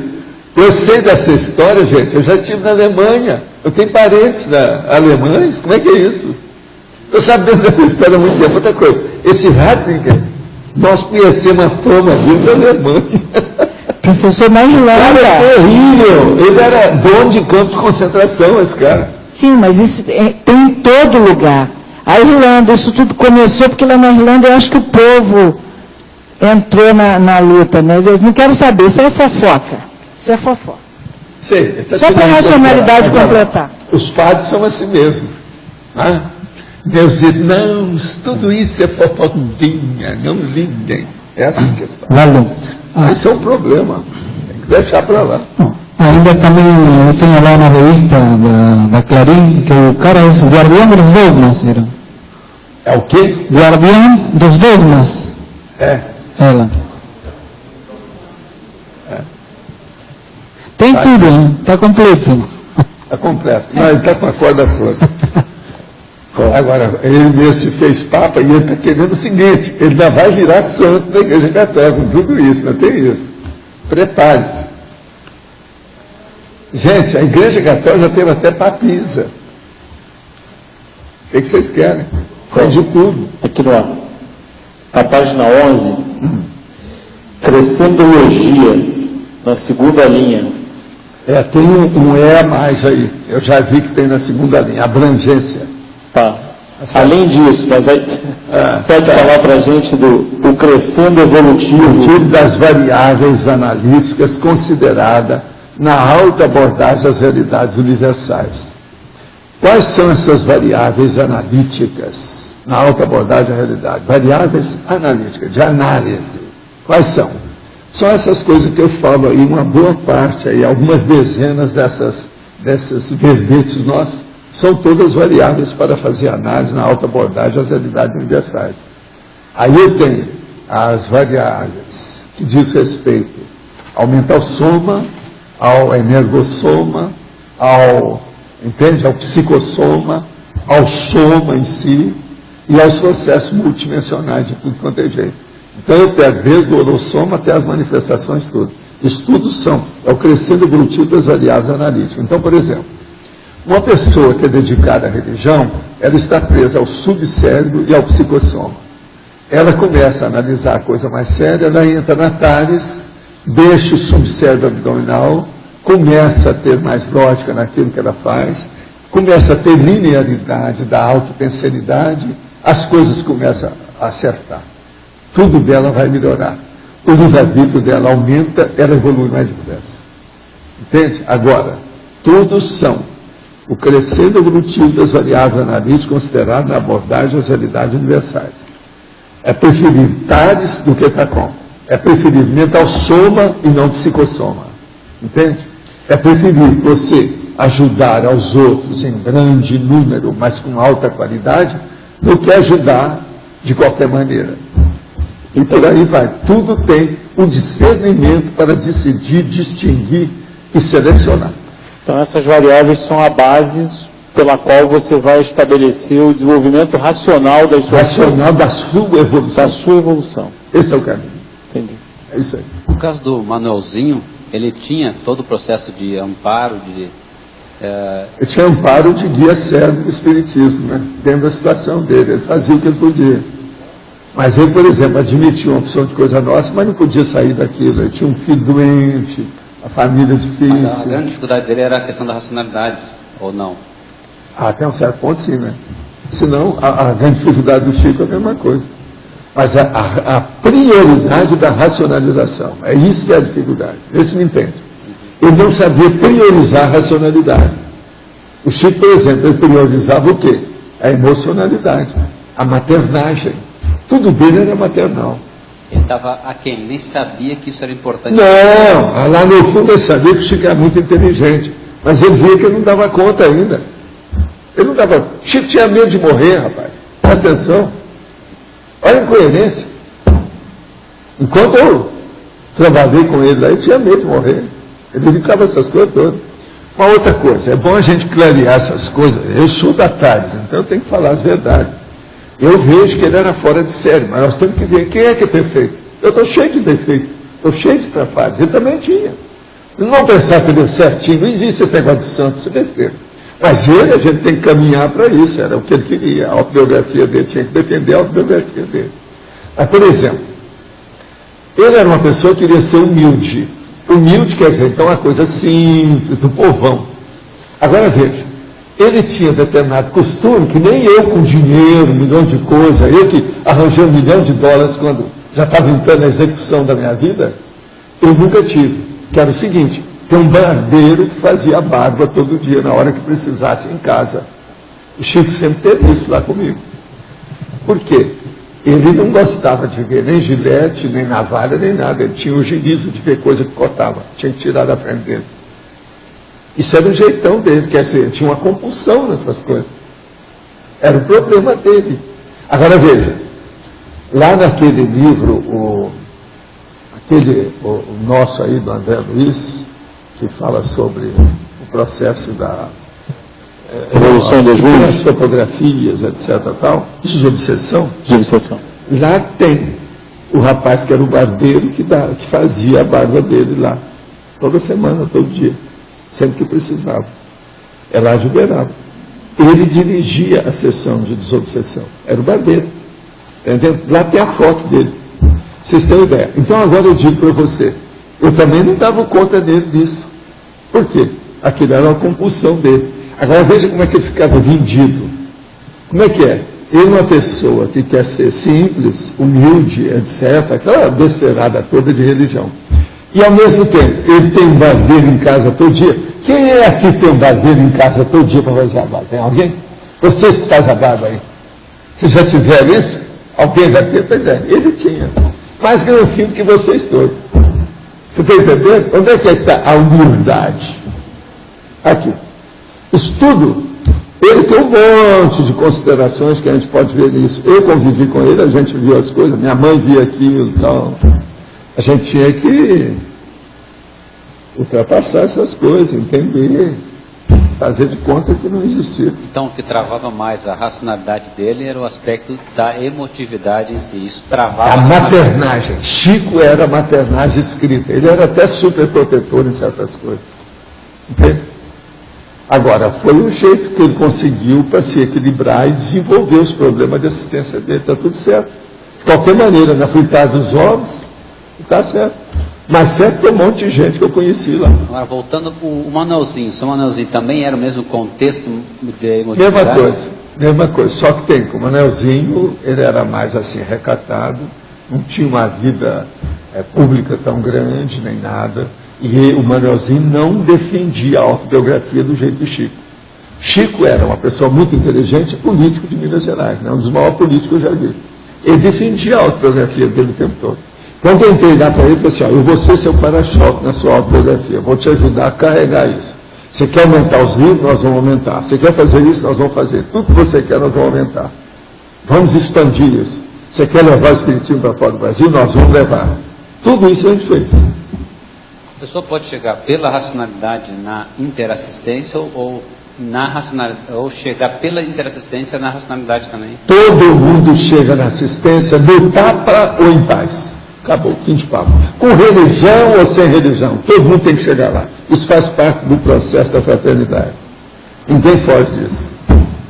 Não adianta tirar o corpo fora, não adianta fazer a retirada da laguna. Tem que voltar e ajudar. É inseparabilidade, grupo kármica, ninguém foge disso. Agora, a própria racionalidade faz a pessoa entender que ela precisa chegar na interassistência. O problema nosso era fazer a racionalidade, fazer o povo entender, por exemplo, a lei de causa e efeito, o que é energia, o que é um chakra. Agora veja, em toda religião paralisa tudo. Você veja bem, há quanto tempo, há quantos séculos lá no Oriente eles falam nessa energia, falam na acupuntura, falam nos chakras. No entanto, fui eu que criei esse negócio de falar em pré-kundalini, que eles nunca raciocinaram nisso.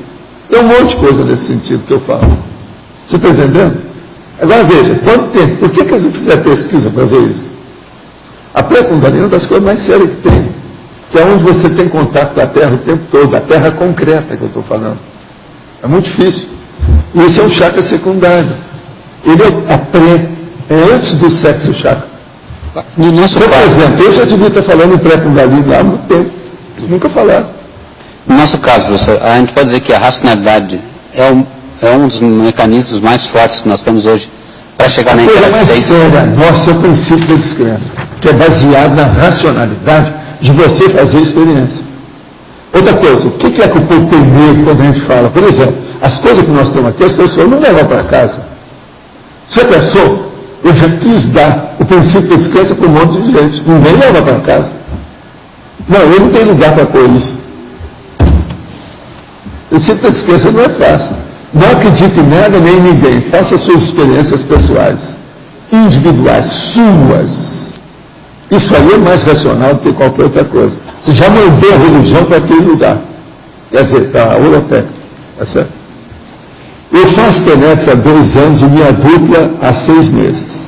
Como nós só conseguimos disponibilizar horário que coincidia com o uso do quarto do casal, estava difícil administrar devido aos compromissos de cada um. Transferimos para locais diferentes. A minha ficou no meu escritório, na empresa, e a minha dupla na nossa biblioteca em casa. Tenho dúvida se o local está adequado para cada um. Apesar de até agora, com 2 semanas de mudança, não tenho percebido nenhuma repercussão negativa. O senhor pode nos esclarecer? A primeira coisa, vocês tinham que ver isso, é pelo seu amparador de função da TENEPS. Ele é que vai saber. Agora, se você já mudou e não deu nada logo de cara, mostra que estudo não tem problema. Agora, vocês estudem isso para aperfeiçoar mais, porque TENEPS é um trabalho novo na sua vida. Ponha isso na frente. Veja o que você faz. Não coloca isso como uma coisa secundária. Então, por isso, você vai ter mais inspiração do amparador para ver o que está certo e o que é melhor. Pensa nisso. Vale a pena. Valdo, letra A, aqui. Poderia falar um pouco mais sobre os bastidores da sua ressoma, nesse momento em que você era amparador do Chico, aí você passa a bola para o Emmanuel, esse trio, Chico, Valdo e Emmanuel. Eu queria entender um pouco o caso todo é o seguinte, deixa eu explicar. Havia uma possibilidade de eu trabalhar mais tempo na Espanha com o caso do Chico. Mas nós queríamos ajudá-lo porque, na questão dele, era problemático, um negócio que já vinha de muito tempo. E ele era uma das nossas esperanças para trabalhar nas questões da Reudex, dentro da TACOM. Agora, em vista disso, eu naquela ocasião, de vez em quando ajudava médico, aparecia nisso, etc., na minha condição de Zé. Agora, chega então, eu vou lá e ressomo. Mas aquilo foi um período muito curto. Alguns anos depois eu estava de volta. Você está entendendo? Agora, o Chico, ele ficou, aquilo deu um problema nele muito sério, daí a pouco também ele dessomou. É tanto que logo depois, passaram algum pouco tempo, ele ressomou e perdeu o povo. Você está entendendo? Agora, tudo foi um problema que foram os evoluciólogos que deram orientação para isso. O último que falou comigo nessas coisas foi justamente o transmentor. Tudo que foi feito foi nesse sentido. Agora, quando eu vi que tinha que juntar meu pai e minha mãe, a coisa ficou esquisita, porque estavam separados, não dava para eu nascer. Então houve o caso do bicho do pé e houve o caso da mutilação da perna do meu pai, tiveram que cortar a perna dele. Aí eu vi agora, ele vai para casa, porque possivelmente lá o Felipe vai deixar o Armante ir para casa, porque não tem mais jeito de pular a cerca com a perna só. Vai ficar. E outra coisa, assim eu já tenho a filha e possivelmente eles vão ter filho de novo. Aí eu vou nascer. Na hora que isso aconteceu, foi em 1931. Você olha que tem, há muitos anos o Chico escreveu sobre isso. Em 1931 apareceu o Emmanuel. Agora ele falava, tinha um outro espírito que cuidava de mim e me passou para o Emmanuel. Fui eu. Ele sabia disso, o Chico na intimidade sabia de tudo. Ele sabia que eu era o Zé.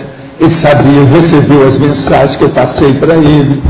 As mensagens que eu passei para ele foi na década de 20. Sabe como é que é? 20 e tantos. Tinha várias mensagens. E outra coisa, era no outro idioma. Nós queimamos as mensagens, as últimas que havia, eu e ele. Elas estavam guardadas lá no Centro Espírita, de Coelho do Porto. Eu fui lá com ele e a gente queimou as mensagens. Qual era a tônica dessas mensagens? Qual era a tônica dessas mensagens? Eu estava incentivando ele a desenvolver o processo da mediunidade psicográfica com a opção de coisa. E tratando ele como se ele fosse minha mãe. Entendeu? Direitinho. Explicando a situação para ele, porque as mensagens eu falava isso tudo. Agora, as mensagens eram em espanhol. O meu nome também era espanhol. Quer dizer... O rapazinho. Quer dizer que quando você já fez a tentativa lá na Espanha de vir como filho dela, no caso, já era para ele ter trabalhado lá, já era para começar a situação na Catalunha, a gente vê como é que era. Mas já fez algum trabalho de mediunidade? A maior prova que nós temos disso é uma coisa muito séria. Quando nós fomos fazer a viagem, uma das coisas que o Chico queria é que eu fosse com ele na Catalunha para mostrar onde é que a gente viveu. Que foi em Mataró que isso aconteceu, que é perto lá, sabe, de Barcelona. Nós estivemos lá, mas aí nós fomos procurar a dona que era espírita, mas que naquela ocasião a turma dos falangistas lá, sabe, do ditador, estava atrás e contra. Então nós não achamos o túmulo da dona que a gente estava procurando, que era uma das que estava escrevendo, que era psicógrafa, que escrevia no movimento espírita da Espanha. E a gente queria ver o túmulo dela, do jeito que nós fizemos com Allan Kardec, do Père Lachaise, em Paris. Para quê e por quê? Para quê e por quê? Porque o Chico queria, ele tinha o negócio dele de mãe, queria ver aquela dona, que era uma psicógrafa, de lá, porque isso não aconteceu com ele, porque teve uma vida anterior que ele não pôde ser isso. Lá. Agora, nós fomos a Mataró, quer dizer, ele era para ter feito o que ela Barcelona. fez. Ele era para ter feito o que ela fez se não tivesse morrido? É. O caminho era mais ou menos esse. Agora, tem uma série desse povo que devia ter sido feito. Por isso que aqui, ó, agora estou nessa situação, eu estou numa situação precária. Eu sou a sexta esperança desse povo. Sexta. Mas agora parece, eu perguntei agora, essa última vez, eu perguntei para o nosso amigo, como é que é? Eu posso ficar mais ou menos tranquilo que eu não vou arrepiar caminho do jeito que os outros fizeram? Como é que é? Eu falei, não, você está conseguindo sobrepor. Quer dizer, agora, quais são as pessoas? É gente que nós estamos trabalhando com eles. Sonnenborg, Allan Kardec, Charles Richer, tem um outro que depois eles fizeram, mas esse já não tinha mais nada a ver com ele, que é esse Rainer, eles também tentaram com ele. Agora, Allan Kardec. Agora, veja, todos esses era para levar o processo, para preparar um ambiente para mostrar o que era o curso intermissivo. Mas veja, não deu, né? Eu que vim falar no curso intermissivo claramente e acabar com tudo isso, depois de passar pelo Espiritismo. Agora, veja, no Espiritismo, eu ia levar isso tudo e liquidar com o Espiritismo, passar para outro. Mas eles não quiseram, não. Vocês ficam aí, porque virou seita cristã, fica com isso. E eu fui para outra. Esse conceito que você falou de você entrar no Espiritismo para, a partir de lá, fazer o desmonte cosmoético, né, destruição cosmoética, você fazia parte do Espiritismo e você estava lá com a intenção assim de... Não, Espiritismo é a mesma coisa. Eu não tive contato com Allan Kardec? Tive. Eu não tive contato com Chico? Tive. Antes, lá na Espanha? Tive. Eu não tive contato com Chico antes dele renascer e depois dele renascer nessa vida de Chico Xavier? Tive. Por isso é que eu voltei. Quando a minha mãe sabia algumas coisas disso, vira para mim e fala assim, meu filho, você que está cuidando do Espiritismo o tempo todo, antes do Espiritismo ser Espiritismo, o que você está esperando? Tem que ajudar esse homem. Ele é o líder dessa história. Ele está sob um escândalo enorme, a partir do sobrinho dele. Vamos lá conversar com esse cara. Minha mãe não conhecia pessoalmente, mas gostava demais do Chico. Na hora que se encontraram, todo mundo se lembrou coisa do Chico. Lembrar, não, nós já encontramos isso aí. Sua mãe é de casa. Ele adorava minha mãe. Sabe? É tanto que minha mãe, logo depois que pôde, quando meu pai já estava lá com as coisas, eu levei meus irmãos e levei tudo para lá. Quando eu fiz a casa, eu fiz uma casa também para ela lá. Na rua, tudo junto, tudo ali, tudo junto. Eu fiz várias casas. Elas não estão até lá. O bairro hoje é enorme. Entende? Mas havia uma proposta de que o Espiritismo fosse a ponte para a Conscienciologia, o que infelizmente não é. Não, todo mundo tentou alguma coisa. Presta atenção. Observa o que são as esperanças. Vamos estudar alguma coisa disso. Por exemplo, Emmanuel Swedenborg. Eu traí isso para ele, fico lá numa poltrona e me viro. Então, com aquilo a gente queria mostrar. Ele que era uma cabeça, ele poderia ter levado as questões extrafísicas de um modo racional. A hora que ele vê, ele pensa que é Jesus Cristo, vai para o lado do pai dele, que era bispo, aquele negócio todo, fica religioso, quer dizer, jogou tudo fora. Allan Kardec, ele vem 10 vezes gigante, aquele negócio todo, mas ele já estava com o corpo entregue às baratas. E numa situação difícil, era para a saúde dele. 14 anos só que ele teve para mexer com isso, era muito pouco, não dava.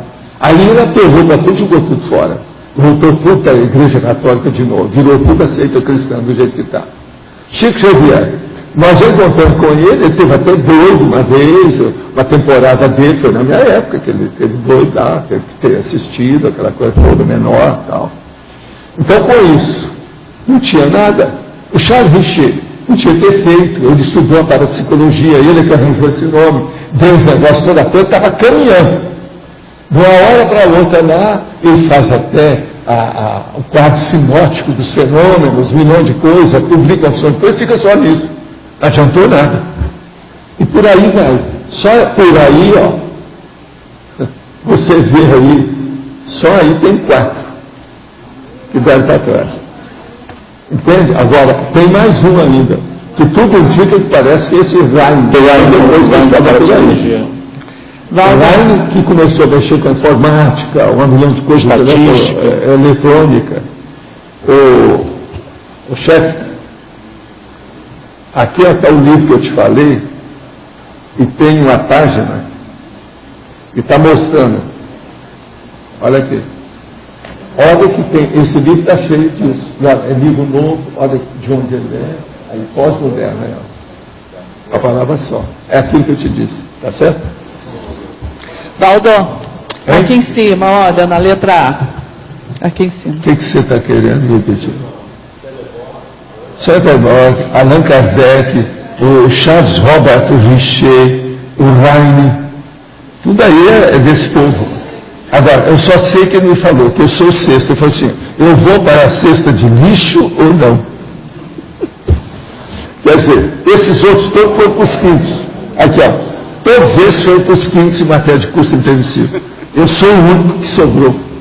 Por isso que eu perguntei, como é que é? Nós estamos no caminho certo? Não, está tudo bem, vamos seguindo. Foi por isso que eu estou fazendo agora. Eu virei para ele. Quando ele falou, olha, agora seria bom abrir um pouco mais espaço. Massificação nós nunca vamos fazer, mas abrir mais espaço. Foi aí que ele falou esse negócio, foi por isso que eu topei a parada. Chegou a hora. Nós temos que assumir isso aí. Entendeu? Não tem outro jeito. Paulo, como que é o auto-revezamento desses líderes que não conseguiram emplacar o processo? Eles estão com auto-revezamento, mas no segundo escalão. Volta para trás e... Não, fica no segundo escalão. Eles estão trabalhando, mas entra no segundo escalão. Agora, quem saiu mais ou menos bem, criou uma opção de rapport. Então não é porque ele é melhor, mas devido ao rapport que ele cria, ele é que tem que seguir. Vocês estão entendendo ou não? A liderança que ele está na... Cada rapport. Quem é que tem, que abre todas as portas? Você está entendendo? É isso que tem que entrar. Entendi. Mas eles tinham... Mas fala. Valdo, ainda nesse contexto, qual, na sua opinião, o dificultador maior ou o impedimento, não sei, que fez demorar tanto você poder divulgar a questão do Zéfiro, do trabalho de você ter feito o trabalho do Zéfiro, ou de você ser o Zéfiro? Queria estudar este dificultador. Porque é um problema para a turma espírita. Porque o Zéfiro ficou muito conhecido com Allan Kardec. Allan Kardec colocou isso para frente. Ah, tá. Então a bibliografia dele que eu estou até levantando para a gente colocar aí no livro da Nara. Então a questão de grupo, né? É o trabalho do grupo. Porque o Zéfiro apareceu na opção de coisa, isso é antigo. Agora eu vou colocar só esse, do Zéfiro de Allan Kardec para cá. Eu não vou falar dos troços que passaram. Não vai para trás. Não, deixa para lá. Valdo, você acha que, agora generalizando, tá? Você acha que a dificuldade maior para as pessoas que estão um pouquinho mais lúcidas assumir a sua personalidade, assumir o trabalho que fez ou a continuidade, o que é? A falta de coragem, a falta de lucidez? Não, quase sempre interesse, né? Aí entra as coisas todas do egocentrismo, egocentrismo, vaidade, processo econômico financeiro, problema da prestígio na sociedade, o posto, a função, o cargo que a pessoa exerce, a interligação familiar, o rapreso na família, uma série dessas condições. Isso quase que é inevitável. Todo mundo passa por isso. Entendi. Agora, o meu caso, que tem nessa história toda, que na questão do Zéfiro eu não tenho nada contra. A minha ficha é limpa. Então fica a favor. Não. Desde que eu me tornei o Zéfiro extrafisicamente, a minha ficha é limpa. Está cheio de problema, é lógico, mas envolvido do meu processo de assistência. Então nós poderíamos assim... Mas a ficha é limpa. O que diz respeito ao Zéfiro, eu tenho asa de santo. Então, Valdo, mais ou menos assim, quando essa lembrança, ou essa convicção, né, ela está nesse patamar de ficha limpa, conclui-se que isso vem somar. Isso não vale nada para mim. Não, mas vem somar. Aqui, ó, isso não vale nada. Tem coisa muito mais séria, que o povo também não entendeu. A hora que a minha mãe está comigo no colo, presta atenção, e eu naquela fase de chorar, e daí a pouco eu começo a falar as coisas, por causa do choro, que eu comecei a mexer com as coisas tudo mais cedo. E eu começo a falar Zuzu, aí eles me deram o apelido de Zuzu. Agora, o que é que se passa? Esse era o sobrinho do Confúcio. Agora veja, eu queria lembrar que eu era o Zuso. Você está entendendo? Eles pensaram que era alguma coisa de Jesus Cristo, Jesus. Já era holomemória. Foi das primeiras coisas que eu falei na minha vida. Eu compreendo. Essa minha vida lá, daquela época. Agora você veja como é que o negócio estava. Quer dizer, a questão da holomemória, Valdo. É questão da holomemória, funcional, viva, né? Isso, eu compreendo a seriedade que você está falando. Mas eu observei que quando pode divulgar isso, por exemplo, a questão do Zéfiro, a questão do seu pai, esqueci o nome dele. É o Armando. Isso ajuda ao povo que está estudando, ajuda a pesquisa. Mas olha, eu só comecei a falar isso a hora que assentou a poeira de tudo. O negócio que eu uso tem uma técnica. Qual a técnica que eu uso para isso? Verbação. Eu só falei depois que eu fiz alguma coisa. Se eu tivesse chegado bonitinha e que ninguém me conhece, assim, esse é o Zéfiro. Essa é uma boa dica. Cara de tática eu ia ficar. Eu ia perguntar, e daí? Agora não, a hora que eu falei para vocês, eu estou falando baseado em fatos. Olha bem, o que é que eu já fiz. Tem lógica. Outra coisa, eu não quis dirigir o movimento espírita, quis sair de lá. O Vantuil me convidou para me formar como presidente da federação. Eu não quis. Tem lógica. Na frente do Chico, queria que a gente mudasse para o Rio de Janeiro para fazer isso. Outra coisa, eu fui um dos primeiros que falou para ir para fazer a cidade do livro. A partir disso, eu falei, senhora, doutor Vantuil, eu agradeço muito o senhor, mas meus planos são outros. Eu tenho muita coisa para fazer na minha vida, eu não posso fazer isso. Eu sinto muito. Agora, uma coisa que eu poderia dar como opinião para o senhor é fazer a cidade do livro. Foi o que foi feito lá em São Cristóvão. Aquilo tudo nasceu da gente, porque a casa dele era em São Cristóvão. É na rua General Argolo que ele morava, tinha uma biblioteca. Eu e o Chico ia lá, passava várias horas durante a tarde com ele, conversando, etc., estudando. Era o presidente da federação. A verbação permite essa situação ter resultado positivo. Agora, eu queria que eu fosse presidente da federação, por quê? Não era só por causa da psicografia, do Chico, nada disso não. É porque ele gostava de mim demais, porque fazia a revisão dos livros que ele mandava para eu fazer. E ele achava que eu era o maior revisor que havia na federação. Ele mandava pelo correio. Pelo menos ele chamava o boneco de boneca. Não, nós estamos mandando a boneca para você. Então vinha o livro antes de publicar. E outra coisa, não fica pensando que o livro era meu, ou do Chico, não, tinha livro de todo jeito. Eu fazia a revisão.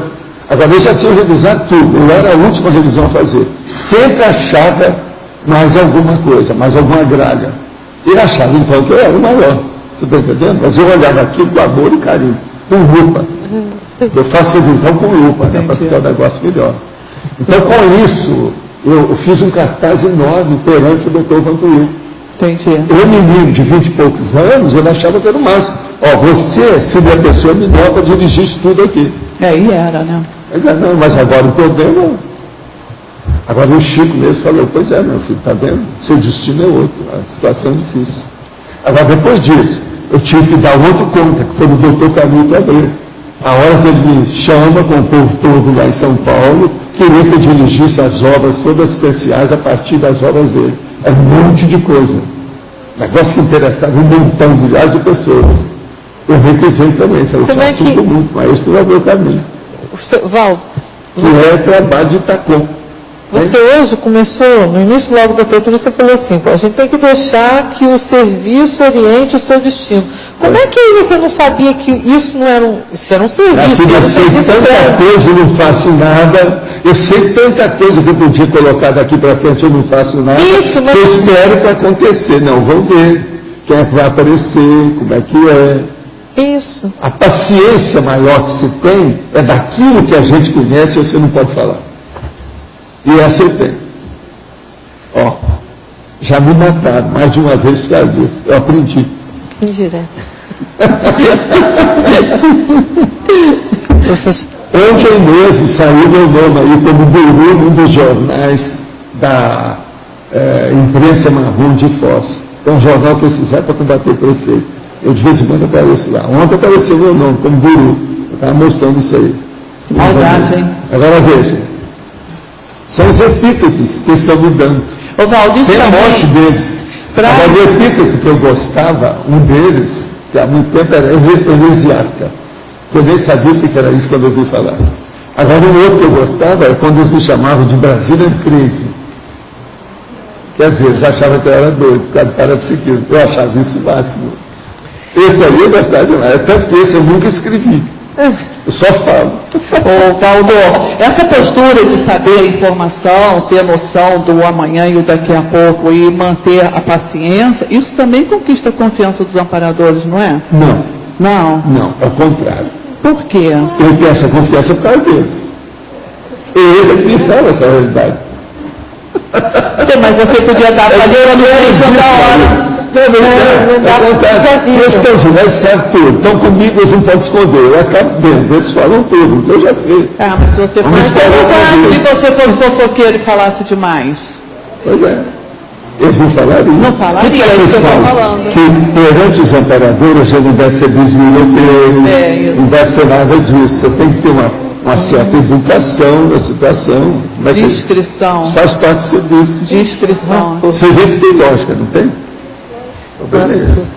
Agora, ó, você lembra quando o Chico dessomou, falou assim, ixi, eu vou viver ainda uns tempos aqui, e esse negócio do Chico eu vou ter que entrar nessa história toda daqui para frente. Você lembra? Foi em 2002, 2003. Eu falei isso tudo aqui. Você lembra? No início da tertúlia também, quando nós começamos com as tertúlias lá embaixo mesmo, eu ainda falei isso. Hoje nós estamos chegando nesse nível. Era o centenário dele. Eu sabia que talvez no centenário fosse ocorrer alguma coisa. Era inevitável. E agora está acontecendo tudo do jeito que eu estava esperando. Lá em Uberaba, a última vez que eu fui, ainda falei com a Dalva isso, assim, a gente está esperando que vai acontecer alguma coisa ainda aí com o cara. Por causa do processo. É muita gente que ficou viúva e órfã dos problemas quando ele dessomou. Agora, o que é bom é que tem ainda gente falando, igual o Arnaldo Rocha. Eu gostei demais do Arnaldo falando as coisas todas da época dele. Muito positivo. Muito bom. Vamos na página 11. Voltando ainda a esses 5 que você falou aí, que você é o 6º, tá? Esses 5, eles tinham curso intermissivo? O problema é o seguinte. Todos eles tinham as noções básicas que poderiam caminhar para isso. Mas nem o Chico não tinha curso intermissivo. Quem tem curso intermissivo e sabe desse processo da Reorbeck há muito tempo, desde 1100, sou eu. Esse povo todo, ninguém sabia disso. Entende? Mas agora, eles tinham capacidade de organizar uma situação. Então vamos supor, se aquilo caminhasse para uma coisa maior e preparasse o ambiente, fizesse aquilo que eu chamo de conceptáculo, possivelmente viriam outros do caminho, até eu poderia ter vindo, para fazer alguma coisa nisso. Você está entendendo como é que é? Agora, é que não dava, tinha que segurar a barra, ver como é que era tal. E as vidas que nós tivemos, foi para acertar. Eu tive algumas vidas nesse período, de 1100 para cá, mas foi para acertar minhas coisas para eu ficar livre. Do jeito que uma consciência vem, e ela, pouco a pouco, fica livre da família nuclear, a consciência fica livre da família consciencial anterior. Vocês estão entendendo? Para a consciência caminhar na interassistencialidade livre. Vocês estão entendendo? Eu estou com isso mais ou menos livre. Foi por isso que eu passei 214 anos sem vir para cá. Eu para acertar as últimas coisas. Professor. E outra coisa, as últimas coisas minhas, todas diziam respeito a processo político, de alto coturno. Então, mexia com o processo da política, os problemas da monarquia, todas as cracias, de tudo quanto é jeito. Por isso que uma das coisas que eu queria perguntar para os serenões é se os últimos tratados deles tinham relação com cracia. Agora, eu digo para você, está difícil não ter sido. É verdade, eu nunca falei isso aqui, estou falando a primeira vez. Na minha opinião. Ninguém nunca me falou nada, eu não sei como é que é. Mas que é difícil, é. Se isso não foi o último, foi o penúltimo. Foi o antepenúltimo. Você está entendendo o que eu quero dizer? Mas deve ter sido das cabeceiras, no final.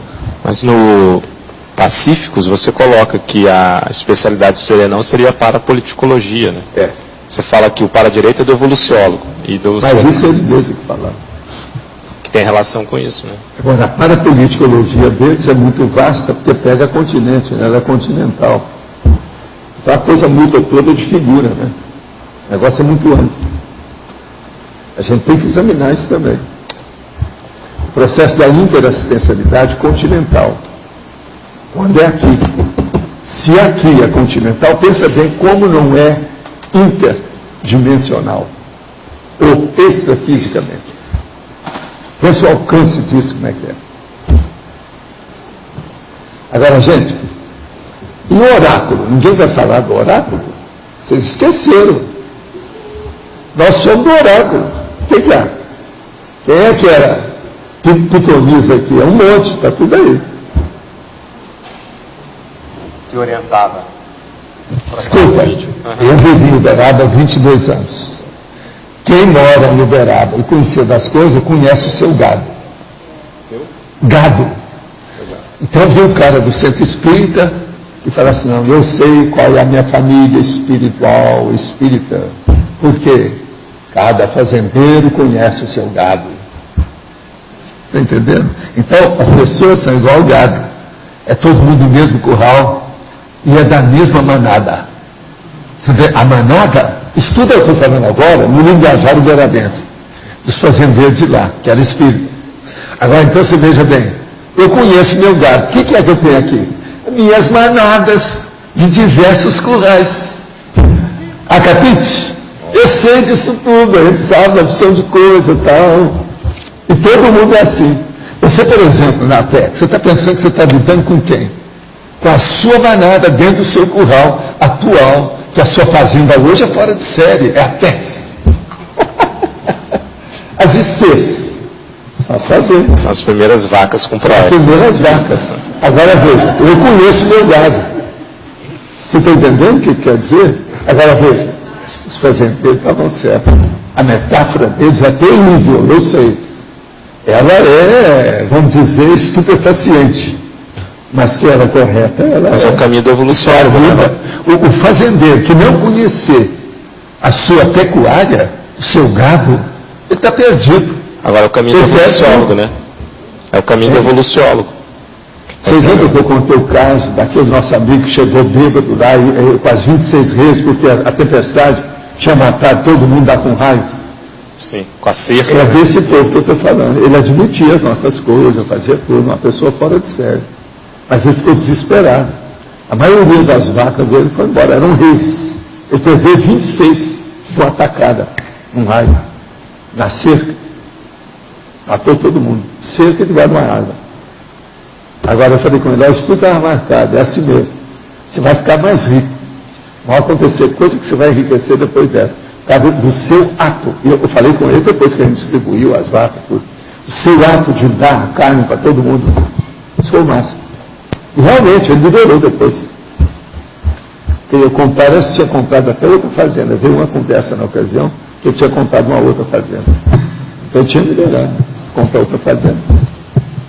Agora, e na época ainda fiz a minha piada, né? Que não podia deixar, né? Ele comprou uma fazenda fora dos raios. Olha a cerca. Se de olhar isso aí. Senão, como é que fica? É. Então, os nossos comerciais, por favor. Obrigado.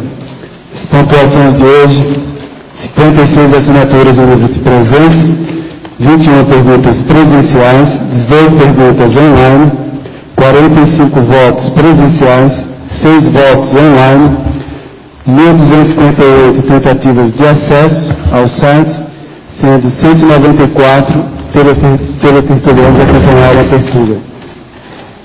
Hoje teremos recados da Neida sobre o curso 40 manobras bioenergéticas e Leonardo sobre o CAE. Antes, recado do amigo Vitor Pedro com a Pilar. Então vamos lembrar mais uma vez dos amigos da enciclopédia. É um programa onde os sócios inscritos atendem à manutenção das despesas do tertuliário, da biblioteca e do holociclo. Então vamos ver alguns dos materiais que são mantidos. São cubas, papel, clipes, grampos, material de limpeza, água, material de informática, os correios, assinatura de periódicos e outros mais. Nós temos entre esses inscritos tanto os amigos individuais que já estão espalhados por várias regiões do planeta, como na África, na Europa. Na África temos em Angola. Na Europa, a Espanha, a Alemanha, Reino Unido. E também temos aqui próximo a Argentina. Todos esses são mantenedores deste programa. Vamos lembrar também que os inscritos têm os benefícios de poder acessar a bibliomática, quer dizer, no site da enciclopédia, que é www.enciclopediadaconscienciologia.org. Entrando no ambiente exclusivo dos sócios, vai acessar a Holoserver, onde pode fazer consultas para suas pesquisas pessoais, fazer suas autopesquisas, ou então informações sobre temas contidos nos livros da Conscienciologia, como também os livros que estão na holoteca. Vamos também lembrar de algumas empresas que estão também beneficiando esse trabalho, estão ajudando nesse trabalho, né? Queremos lembrar que essas empresas são a Coraza Imóveis, a Roper, a Menta Limão, a Subway, a Way Contabilidade, Laboratório Canone, a Tilato Confecções, a Pomare, que vende frutas e alimentos, muito obrigada, e a Bioacademia. E a todos esses sócios, vamos dizer que aqueles que continuem nessa manutenção e outros que se inscreverem até 1º de agosto a 31 de julho, é 30 ou 31 de julho, né? 31 de julho, vão estar concorrendo a vagas em vários cursos que vão acontecer aqui em Foz do Iguaçu. É o PDP, que é o Práticas do Parapsiquismo Avançado, as 40 Manobras Energéticas, o curso Balanço Existencial em 2011, curso do ECP1 e ECP2, Acoplamentário e Teoria e Prática da Inversão Existencial. Então, por hoje, é só isso, mas nós continuaremos aqui para conseguir manter, além da parte financeira, toda esta convivência que nós temos assim com o planeta, com essa ampliação toda dos amigos raríssimos que estão surgindo no planeta Terra.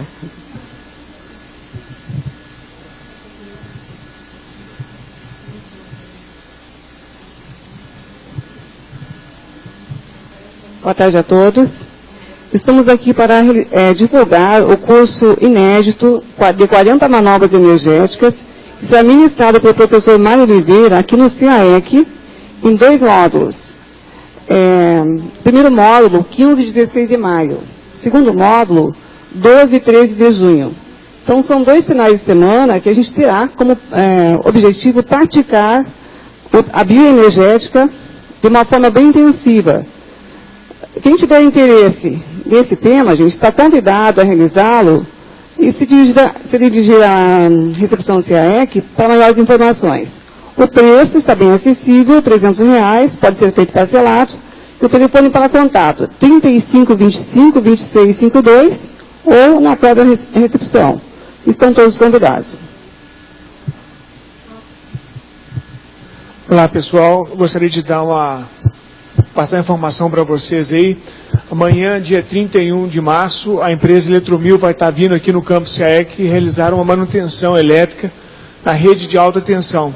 Em função disso, nós vamos desligar a luz no CAEC a partir das 7h30 da manhã até as 11h30, tá? Portanto, das 11h30 da manhã até as 14h30, a luz vai retornar para o pleno funcionamento tertuliário. Então, nós vamos ter tertúlia normal amanhã. A partir das 14h30, nós vamos cortar a luz novamente até as 7 horas da noite. Essa manutenção é muito importante, porque com isso a gente quer fazer uma profilaxia de toda a rede elétrica no SEEC para que a gente não tenha problemas no futuro. Com isso, nós vamos estar com o holociclo fechado amanhã, a holoteca fechada, as dinâmicas do parapsiquismo não vão estar funcionando, né, amanhã, e os laboratórios também não vão estar funcionando. Amanhã nós vamos ter a reunião, tá, da administração do SEAEC, isso vai acontecer na Mega Store, aqueles que estão aí escutando, né, através da internet. Então a ideia é a gente realizar essa manutenção amanhã, tá? Talvez a gente consiga terminar todo esse trabalho amanhã, se for necessário a gente vai usar um segundo dia, e daí nós vamos estar avisando a todos aí, tá ok? Agradeço aí a compreensão de todos, tá? E qualquer dúvida que tiver pode mandar um e-mail para nós. Obrigado. Para amanhã foi eleito o verbete intensidade existencial com 14 votos. A especialidade é meteorologia. Obrigado a todos e uma boa tarde.